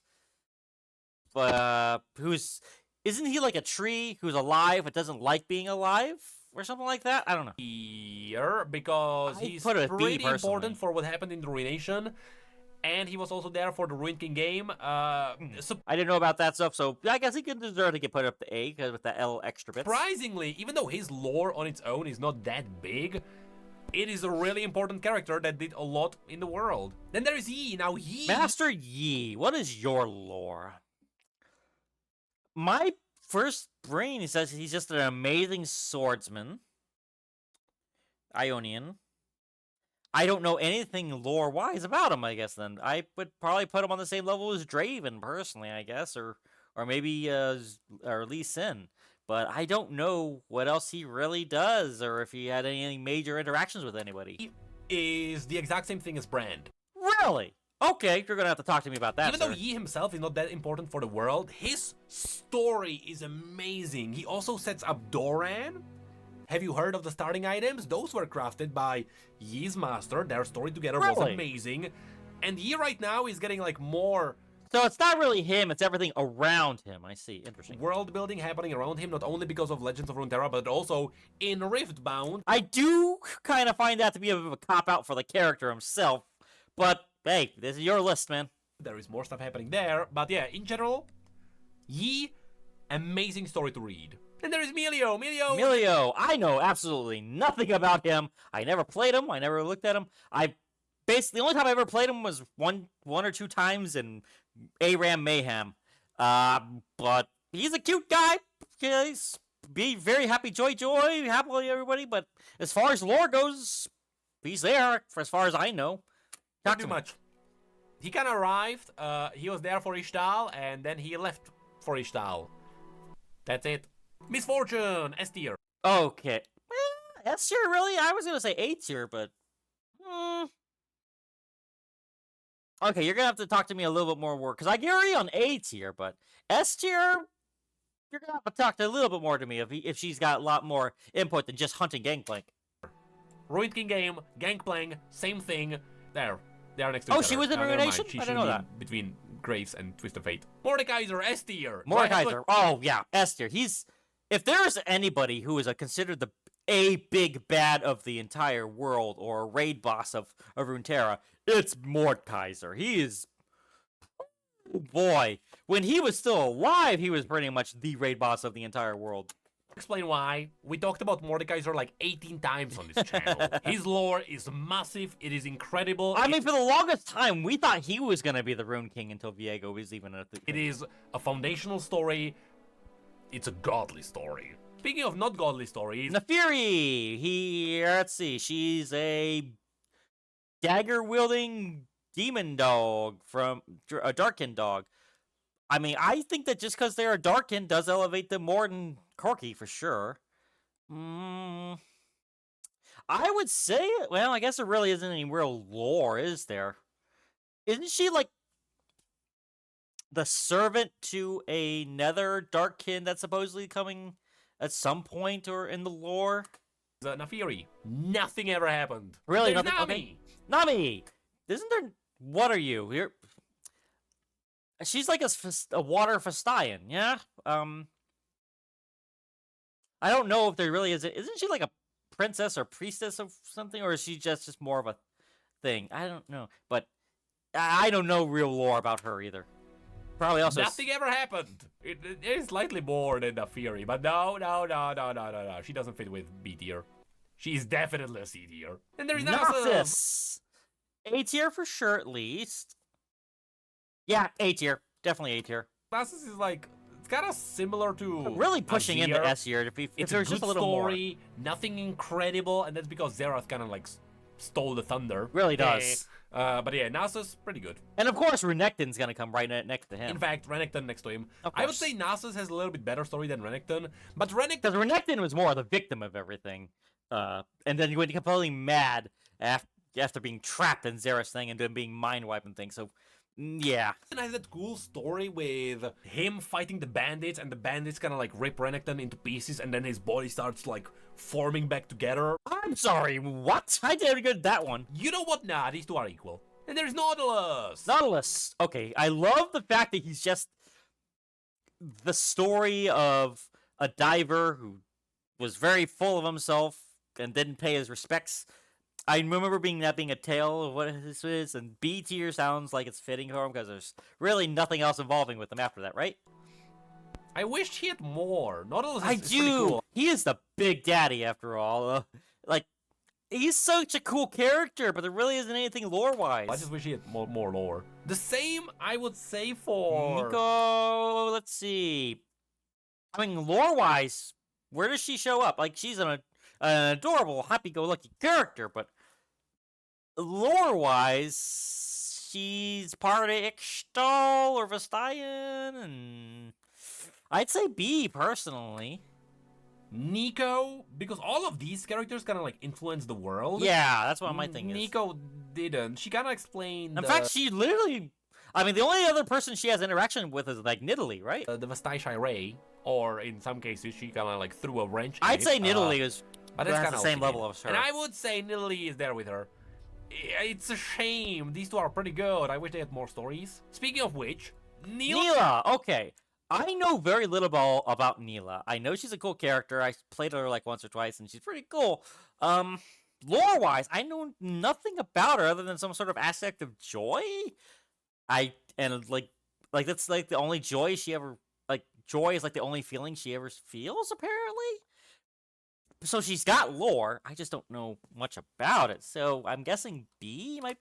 Introduced Kafkan and the entire new region and an amazing new plot twist that could be there for Viego, but she never got the story that would like elevate it into like I'm gonna have to hear more about that.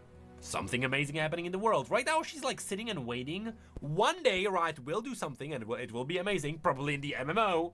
I think she's on the same level as Talia, if you ask me. Until then, we're in B tier. And there's Nocturne. The Demacian demons are Nocturne. Oh, that's right. He's a demon. Okay, so let's see what type of deal is his shtick. Stop. Let's see. Fought with Zone. I remember when people thought that Nocturne had like a big attachment to Zed because they were very similar in things. Let's see. What else is there? Just really a crazy demon guy. So I guess kind of like in the same level as Evelyn is my thought. Nocturne is an A tier, but not because... Doesn't he also have an interaction with Rise, or was that only a cinematic? Because Nocturne himself would be good. It's because Lux has an amazing story that elevates Nocturne. That's with the entire battle with Nocturne in Fosborough and Nocturne's history with... So that means there was a greater influence that was made because he actually did something involving the other champions. Luxana's great-great-great-grandfather. So there's a lot that's happening with Nocturne. Nocturne, pretty good. It is better than B, definitely. Okay, I got you. It's kind of weird that he is in You've convinced me on that one. Then there's Nunu. Nunu! Really? S tier? Well, okay, but I know nothing about him personally. I never played the little game, but I guess there's a whole lot involving him. Nunu, an amazing adventure, and you play a game. It's amazing. Then there's Olaf. Olaf! Oh, I don't know if S tier is right, but A tier for sure. But I do love the lore about this whole prophecy, which he will never die in battle. He's gonna die an old man in his bed. And so, because of that prophecy, he goes out to the most ridiculous stuff to find that death he wants. And he never freaking dies! Unlike Tryndamere, where he has the anger and will to just fight death, Olaf is just prophesized not to die. So he's always trying to die. He's the opposite of Olaf, but at the same time, he's the opposite of Tryndamere, and yet the same. Is definitely an A. Absolutely. Because his story is great. It's just an amazing fantasy. Let's read a book about a guy that goes into a world and kills stuff. It's kind of like God of War if he didn't have a child.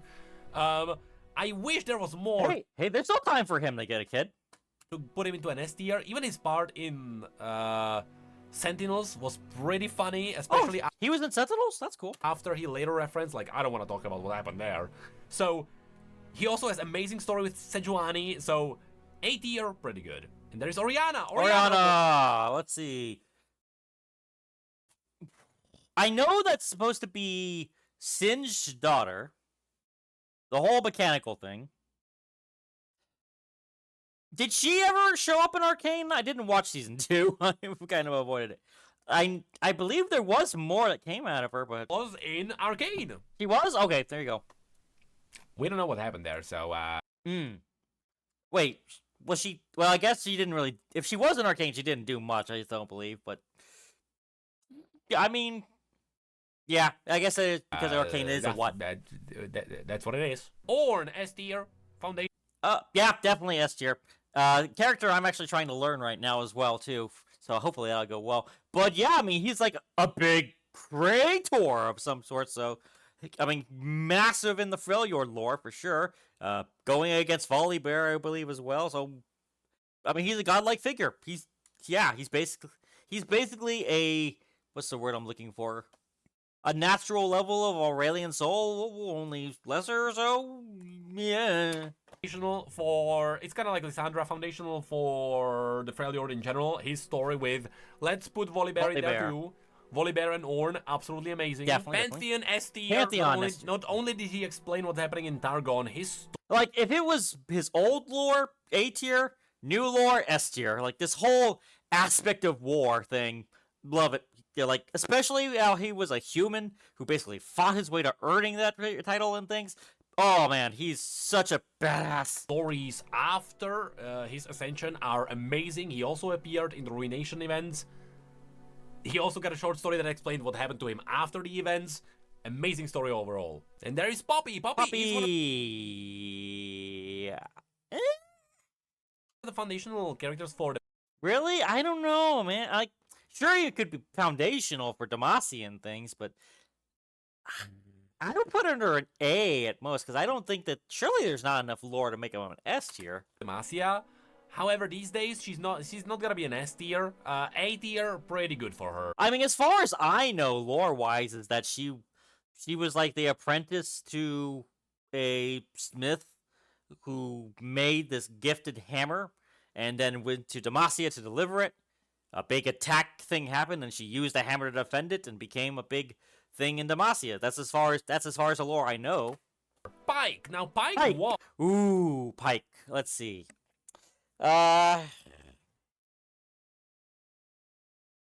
He's got like a hit list of some sort of the people who betrayed him. Basically brought forth by one of these gods of the sea.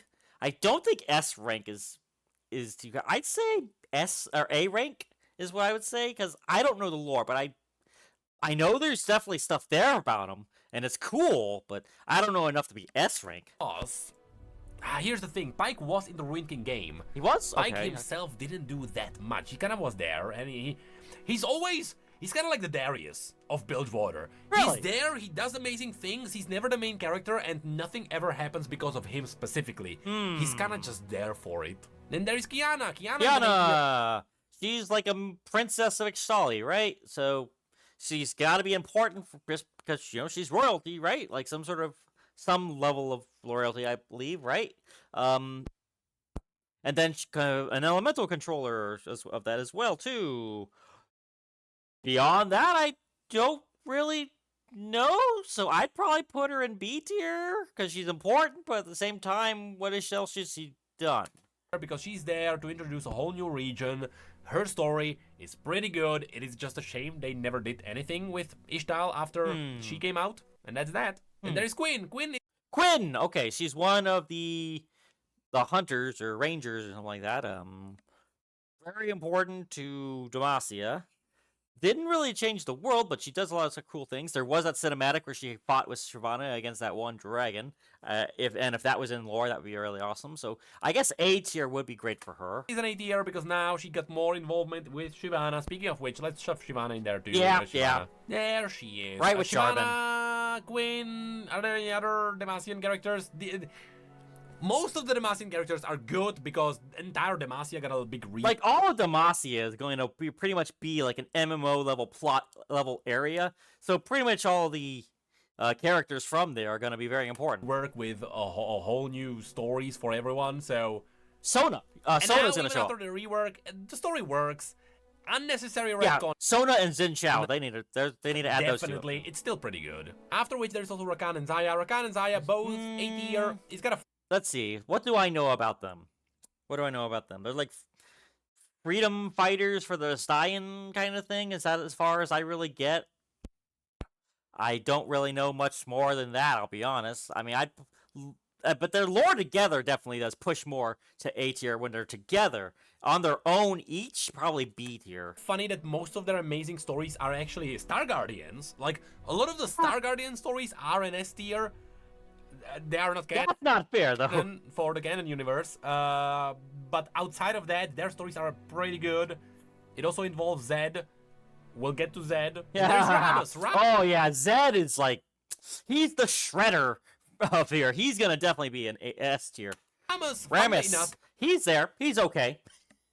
That's like where we don't really see much lore of him. I don't even know if B tier is really enough for him because he's just kind of there, isn't he? What lore does he really have? B tier. He did get some stories. There are stories where he's snacking on the Voidborn. There are some legends Did he snacks on Voidborn? Okay, yeah, sure, B tier. about him having great wisdom, and whoever has a conversation with him, like their life changes. What? There's a lot happening with Ramos. He's kind of just a joke character, though. Then there is Rek'Sai. Rek'Sai, okay, yeah, no real lore really to speak of. They're just the burrowing voidling guy. So yeah, she's cool, but what lore is there? Rek'Sai Not really. exists, and I think that's it. Then there is Rel. Yeah, I guess there technically is a little more to Rek'Sai than there is Cho'Gath and Makagma, thinking about it. Because at least she got herself a cinematic. Rel, I would say I am now... Rel, okay, Rel. Wait, S tier? I think that may be much, but isn't she like an experiment of Noxus?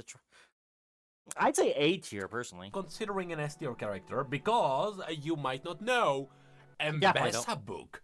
Rel is one of the big characters that's there in the Mbessa book. I would say I think S tier is a little much still, don't you think? she is more of a sidey character there, even though she has a big role involving other characters. You know what? Let's give it to her, because like you don't get many champions that are involved in a massive book that actually progresses a story, and then their story is happening. I would like to give I think A tier is her fine an for A her. tier for one reason. They pretty much retconned the majority of her lore just to serve a new purpose. I wasn't a huge fan of Rel. She never really took off with me. She just kind of showed up. She was the Magneto of the story, but just rode in on a metal horse, and that was it, as far as I knew. Of training with Mbessa. So depending on how angry you are, it's an S or an A. I'm saying A, Let's personally. let's keep her there. And there's Renata. Renata Glass. Okay, what to think about her? She's a Chem Baron, I believe. I guess technically with the whole arcane thing, what is she doing now? Shouldn't show up there at all. Her story's fine. She could definitely be a major takeover of Zaun when everything's all said and done. It's just we don't know where it now is on the timeline of Arcane. It's gotta be a what at this point, honestly. It's just somewhere, but it's good. It's the same as Zeri. Where is Zeri? We need to bring up Zeri. There she is. Yeah. Same thing with Zeri. I think those two need to be in the what section because we don't know what they're gonna be doing. These are what Riot mentioned as like the modern built-over champions, which is like what happened after Arcane. So we don't really know what's happening with these, but their story on its own is fine. Then there is Riven. Now Riven is an S tier for one reason. She is involved with Yasuo. Riven herself. I guess they too have this big. I think honestly, Riven gets more out of Yasuo because Riven's got that whole Noxus exile story with her as well too, and story of repentance and things. Where Yasuo kind of has this weird mystery thing that goes along with him as well too. So I think they kind of just have their own elements that do push them into S. They're like A tier characters, but they do have things that just elevate them just a little extra more. Is higher than Yasuo. Yasuo was in the Ruined King game and stuff like that.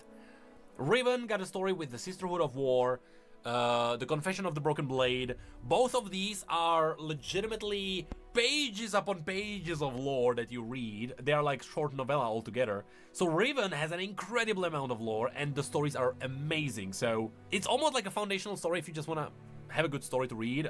Riven and Yasuo together. Speaking of Yasuo, I'll just shove in Yone below him. Yeah. Because even though Yasuo's pretty cool, not as good as... I mean, Yone died off, so what more could he do? Sorry, Yone is not as good as Yasuo. In fact, I would say Yone is B tier. because he Ooh. never did. Okay, that might be a little. Well, I don't know. I want to get Yone in 8 here, just. But then again, what more can you really say about Yone than he's Yasuo's brother who died? So I guess B here because he's kind of Draven level. I guess. No, yeah. Looking at A, he's not as foundational as any of yeah. those. Then there is Rumble. Rumble, what's your lore? You make robots. Then that's about it, as far as we know. He did get a short story, so he he's did? above D. Okay, congratulations. That's it. I didn't. Then see there that is one. Rise. Rise, he's got to be S tier for lore wise, because he's got this whole. Yeah, come on, he's got to be S tier, Similar right? to Brand. Rise and Brand, their story together. Guys, sounds like Raisin Brand, doesn't it? Amazing. It's just good. It's just a good story to read. That's it. Then there is Samira. Samira got a good story. Samira, I don't know much about her. I know she's like a mercenary. She's the Dante of this story with her literal Devil May Cry like combo style thing.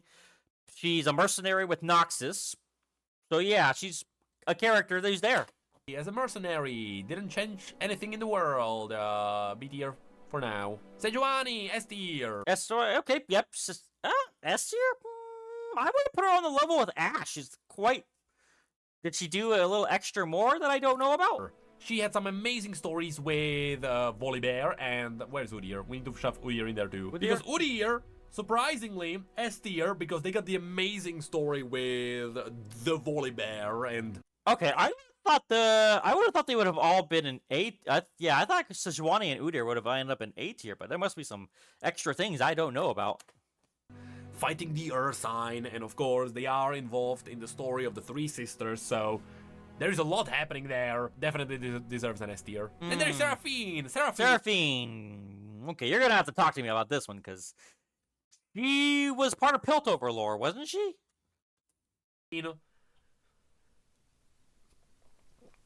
we have a history with Seraphine. Really now. B seems like, well, I guess lore-wise, she is kind of forcibly being given lore to make her seemingly better, right? I think B might be the best we can do for her. I would say B tier is pretty good. It's because we have no idea what's happening now after Arcane. Her story, a lot of the details were fixed in Legends of Runeterra, to be fair. I would say, like, her story, it's fine. There are some holes in it. Those holes were fixed after the Breckern were kind of like shoved away from Hextech.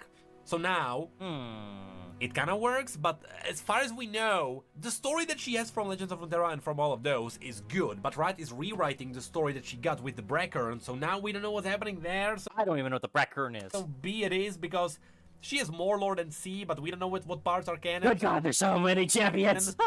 Then there is Set. Set has a pretty... Okay, Pit Boss guy. I love the little story where he really loves his mama. He really kind of built this up through as a Vastayan, every crazy fight. I don't even remember which side. I think he's on Ionian, but I don't know where in Ionia. Kind of a underground dude. I don't know if A tier is right for him. I don't know, because I don't know how he would affect the world. So B tier for sure. I don't know about A tier. Good story. I would say it's a B because not much happened with him. His stories are fun to read. That's why I'm considering A. It's just a guy that's running an arena. Yeah, but what does he really do beyond that? And he's hiding it from his mom because his mom thinks he has like a normal job and he loves his mom. It's like, you know. But unfortunately, he didn't do much more than anyone in the A tier, so B tier it is. And there's Shaco. Shaco. He should get his own freaking thing because nobody knows what the heck is going on with Shaco. We all know what's happening with Shaco. Nothing. All together now. Nothing. What? And there's Shen. Shen! Okay, what's he gonna... He's an S tier. Finally, let's bring up also Zed. Shen and Zed, amazing stories together with Jin. Shen, Zed, and Jin are like a massive story that's there to show you this is what League of Legends is about. A massive murderer, there is a lot of blood. This game is not PG-13. So yeah, if you want to have a good read, these characters and Jin, amazing. And there's Singed.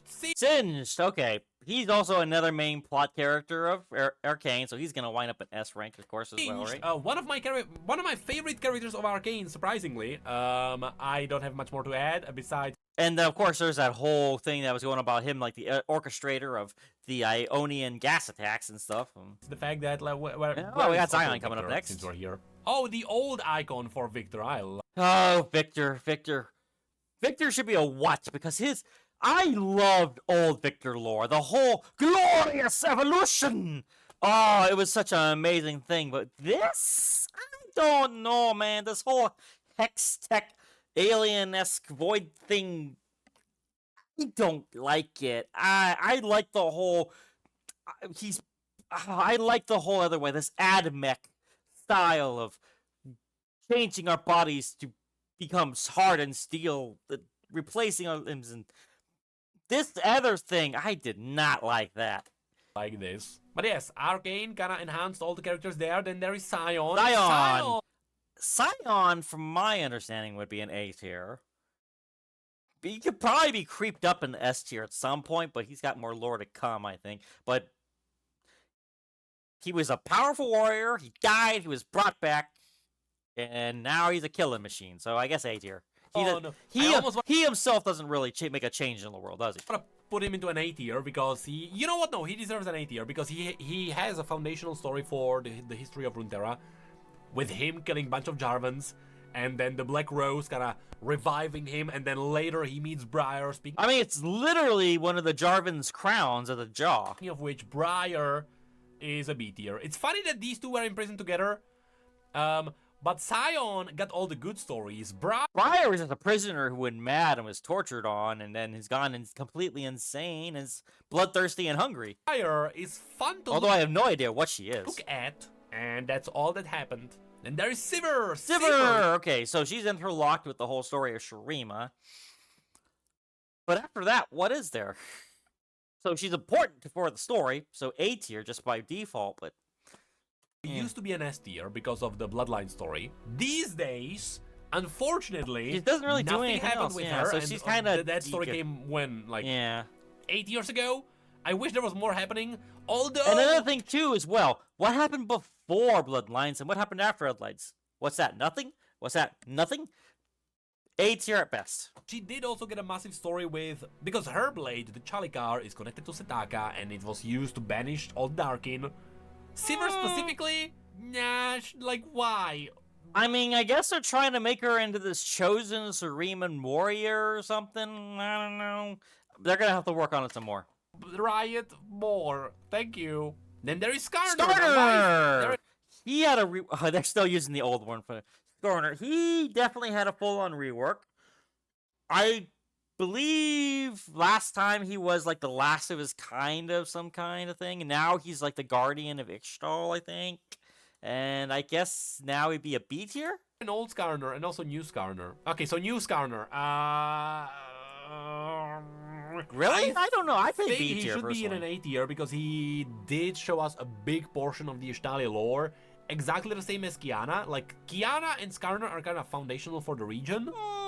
Which is why... Maybe foundational, but I don't know if he does enough to really warrant A, if you know what I mean. But at least B or A. They should be an A. And there is Sona. Sona has an amazing story. Okay. Unfortunately, not an S tier. Amazing story for Demacia. She's kind of there, but she's very important there. Yeah, there's no way we can shove her higher. Then there is Soraka. Soraka, some sort of celestial being, but what else does she really do story-wise? Like, I mean, there used to be a thing with Warwick until they had that whole change going on with there. So I do not know what they're going to do with Soraka now. Ooh, actually, hold on. You know what?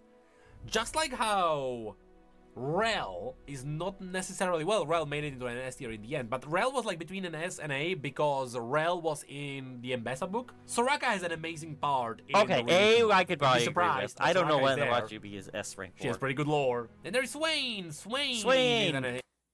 I would personally say Swain should be S tier, right? Because he's literally the general of Noxus. He is the big head honcho. Like, he's got to have so much going involved with him, right? A tier because I wish Riot would have done more with him. I guess there is more they really should do. I'm sure they're gonna save it for their next chapter, which has got to be a Noxus chapter, right? Not that foundational for Noxus. There will be other characters who are actually no, never mind. I kind of miss his Kane personally, and Beatrice on the shoulder. Mordecai's Red LeBlanc are already somewhere in there. Those two characters are foundational for Noxus. Swain is trying to do stuff with Noxus now. A tier is fine. And there's Syndra! What is your deal? I don't even know Syndra's story very much. I know it's important for something, but I don't no idea. But probably gonna wind up in A tier because she's very powerful. But I don't even know the story. Syndra has a great story, absolutely amazing story.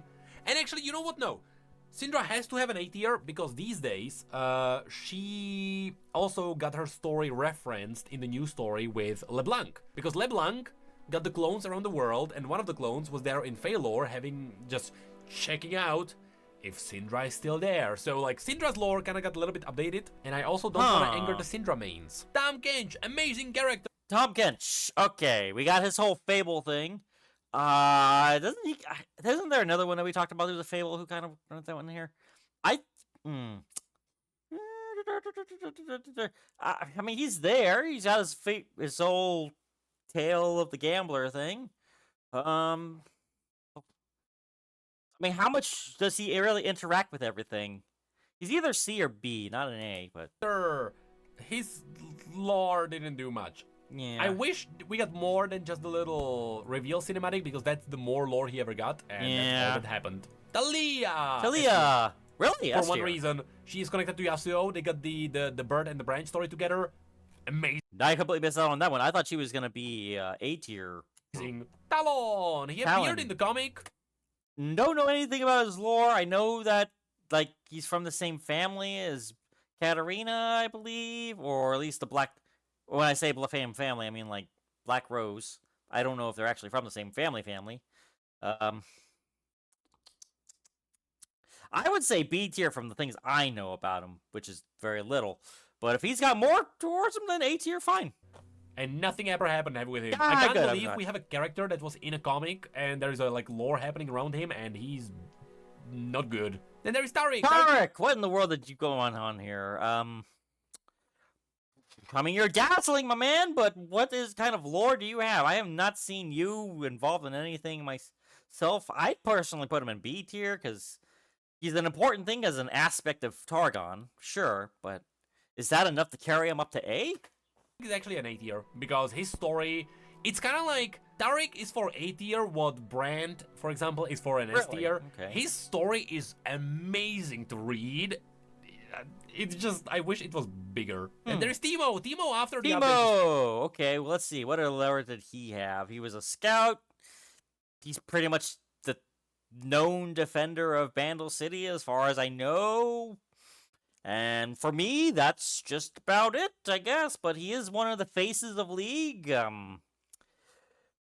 So I imagine he'll be pushed up to A with something, but I haven't read it. But if you've got anything for me, let me know. Pretty good, but it doesn't really reveal that much. Yeah. I would say he's kind of similar to Taric, but his update wasn't that big. B is fine. And since we're here, all the other Yordles, Tristana's gonna be there. Well, wait a minute. Does Tristana really do much either? I mean, I don't know. Honestly, I think I would put even her underneath. Yeah, I put her with Lulu, personally. Veigar's gonna be there. Even though Veigar got a big story, actually. Never mind. Really? Veigar got a big story update? Okay, then. Well, you're gonna have to let me know about that one, because all I know is that he's a evil Yordle. That's about it. And even then, I don't know too much more about that. Kind of similar to Taric. He got a really cool short story. Vex, same. Are there more Yordles? Yumi's? No, hold on. Vex Yumi is the pet of a Yordle. Had a great story because she was also part of the relation. Yumi got recently even more lore because of her master is now in Wild Rift. They don't have Nora here. Because she's not a champion on the Rift. But yeah, so. Yumi got even more lore. She's an A tier now. I think that's it for the Yordles. I can now see that there's an updated icon for Teemo. Doesn't matter now. Also Ziggs. Never mind. Ziggs is B. Kind of like Tristana. But he's such a blast. Yeah, anyway, next. Really Trundle, A tier. Wait a minute. Oh, wait, I was about to say, didn't Ziggs meet up with Jinx at some point? But I guess now that doesn't matter at all, does it? Now Trundle, he's got to have some crazy lore because he's got everything that involved with Lyssandra's stuff, if I recall. Great A short sword. story. Amazing one. Tryndamere A tier easily. Oh, yeah. Not an S tier because Right next to Ash, if you ask they me. don't have, these two don't have massive stories that would like influence the world, but they are big foundational stories too. Twitch. Who knows what's going on with him? We thought he was the rat that was in that tank in the first season of when Shimmer is being introduced. No idea what Twitch is. Urgot. Urgot, prisoner in Zon. We don't really know much more about that, do we? I know that Caitlyn and Vi were after him at one point in something, but I don't really know anything about that. I don't know if he was technically just a big criminal or a chem baron or what, but let me know what more is there. Great story. Really? Really good one. We have no idea where it is on the timeline. It is really good, and in theory, it shouldn't be retconned because it's happening after Arcane. As long as it's there, Urgot, great. Varus? Okay, yeah, he's got a crazy story on the whole Ionian thing, guarding that whole Darkened stuff, and honestly, I think I might push him up to A. Well, I guess he doesn't really do much, does he, on that? Great story, very iconic, but not world-changing, is he? Just because he's a Darkened guy doesn't really mean he automatically goes to A, right? Wish they would do more with him. Like, he got the comic that was mostly retconned, except for the fact that it's 3 dudes in the body, and that's it. Vayne got a really good... The whole thing's in Sentinels there, and she's a monster hunter and Demasia's stuff, I believe. I think it's Demacia. So I think that she's gonna be pretty darn important for A. Short story. The Demacian season is happening. There might be stuff happening with her now. She has to be next to Evelyn. Really? Vayne. Is her whole thing trying to hunt Evelyn? Because if that's the case, then I'm on her for Their sure. stories are connected. Makes sense. Vel'Koz! Honestly, I think A was fine to push her in for a little more, but Vel'Koz, okay, and another Void-based character. At least he's got some extra lore where his whole thing is decimating people with his laser to learn things. He wants to learn everything, which is more than any of the other Void characters, so give him a C, I guess?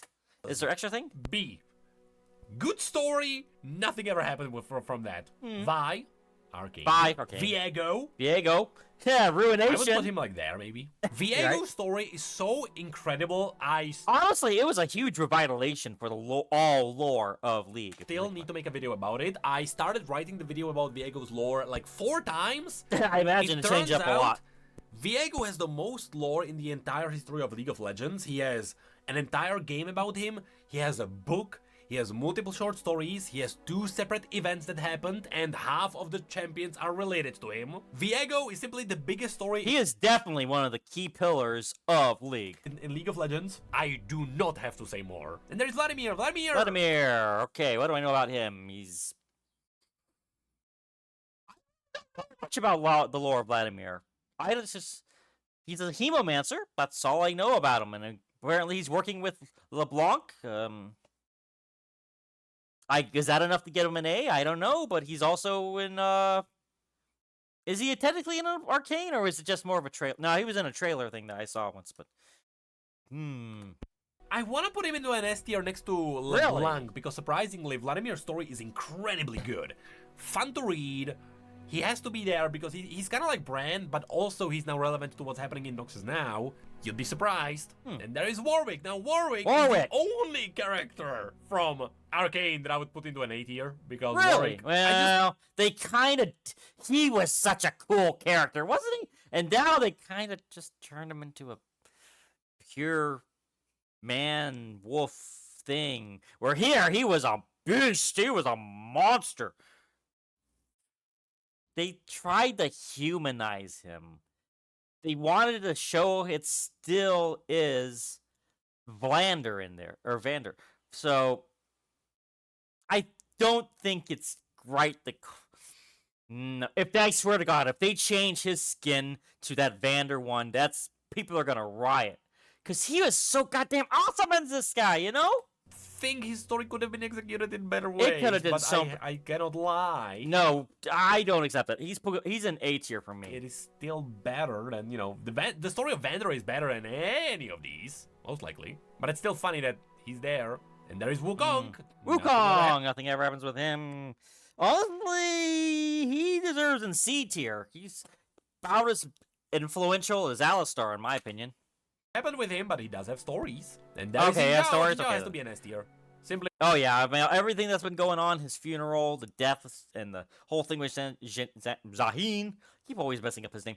Yeah, he's got to be an S tier, right? because Zahen too. Like they got a year full of story setup, and it was really good. The ending kind of like paid off all of that. I will have to say that payoff was amazing, and it is something that will be remembered. Yorick, A tier.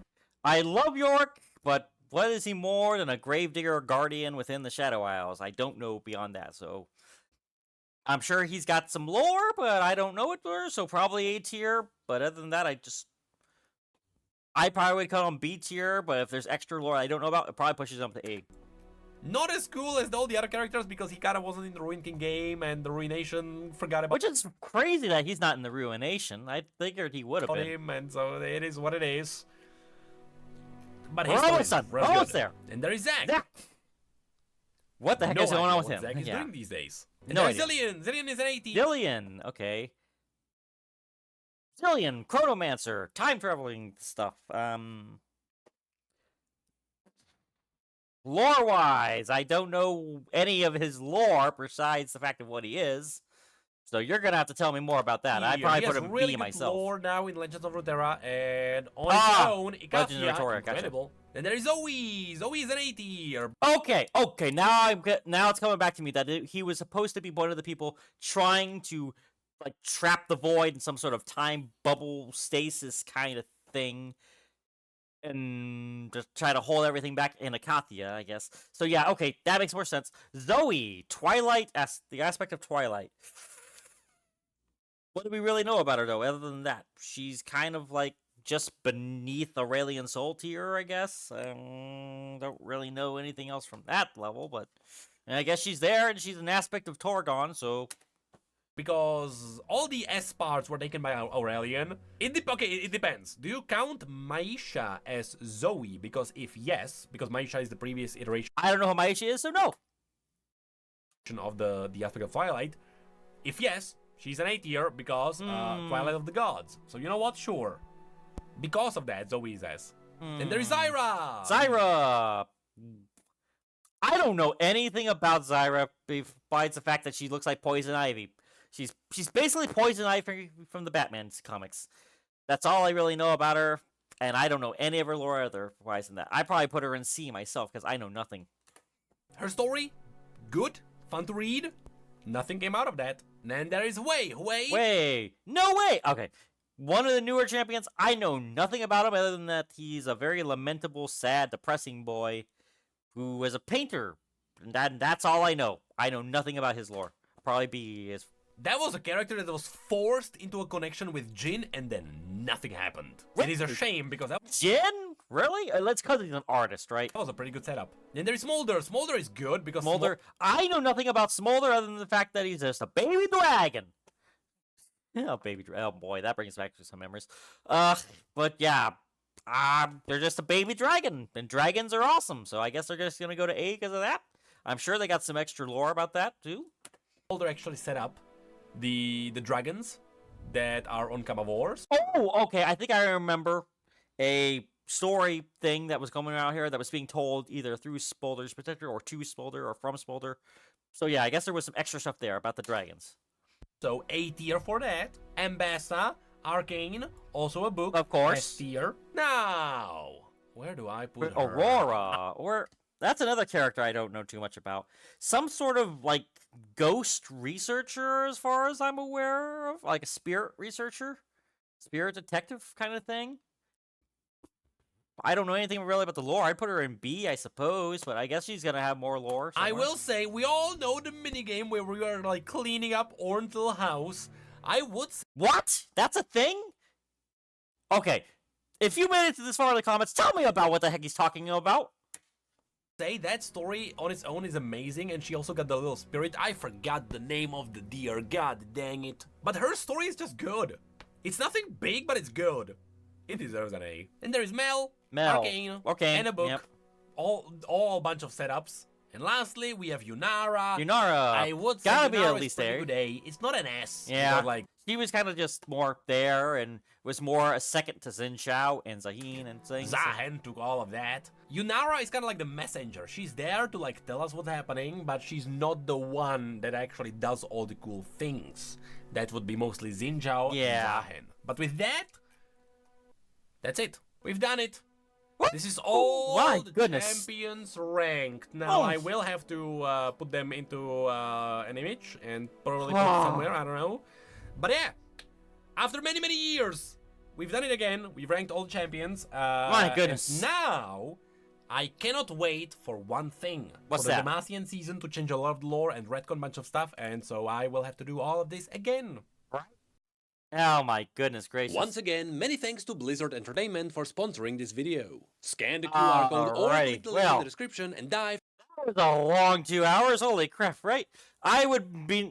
Anyone who stuck with me, I thank you very much for doing so on it. Thank you very much for joining me through this whole crazy moments of going through all these champions. I really enjoyed it, because I'm trying to get a lot more and more into League, because it's a fun game, and I like rising through it. All the lore of all these characters is amazing. Even the ones who sucks, they still very fun. I am really itching for how it'll all come together in an MMO style eventually, because that's something I really want to get into. I've been really craving getting into an MMO, but at the same time not, so I need something to give me an excuse to actually get in there. But yeah, for those of you who joined me through this here and stuck me through this long, thank you very much. I really do appreciate it. Let me know in the comments anything that you have got a commenter on here, or anything you disagree about or agree with about. Please let me know. Also, do let me know of anything you would like me to react towards as well. League, guns, anything really. I love reacting to just about anything. So if you got it, let me know about it. And please do subscribe to follow along more with me here and help me build my community. It has been a real blast to have y'all here. Y'all take care now, and be sure to live life to the max. I'm out!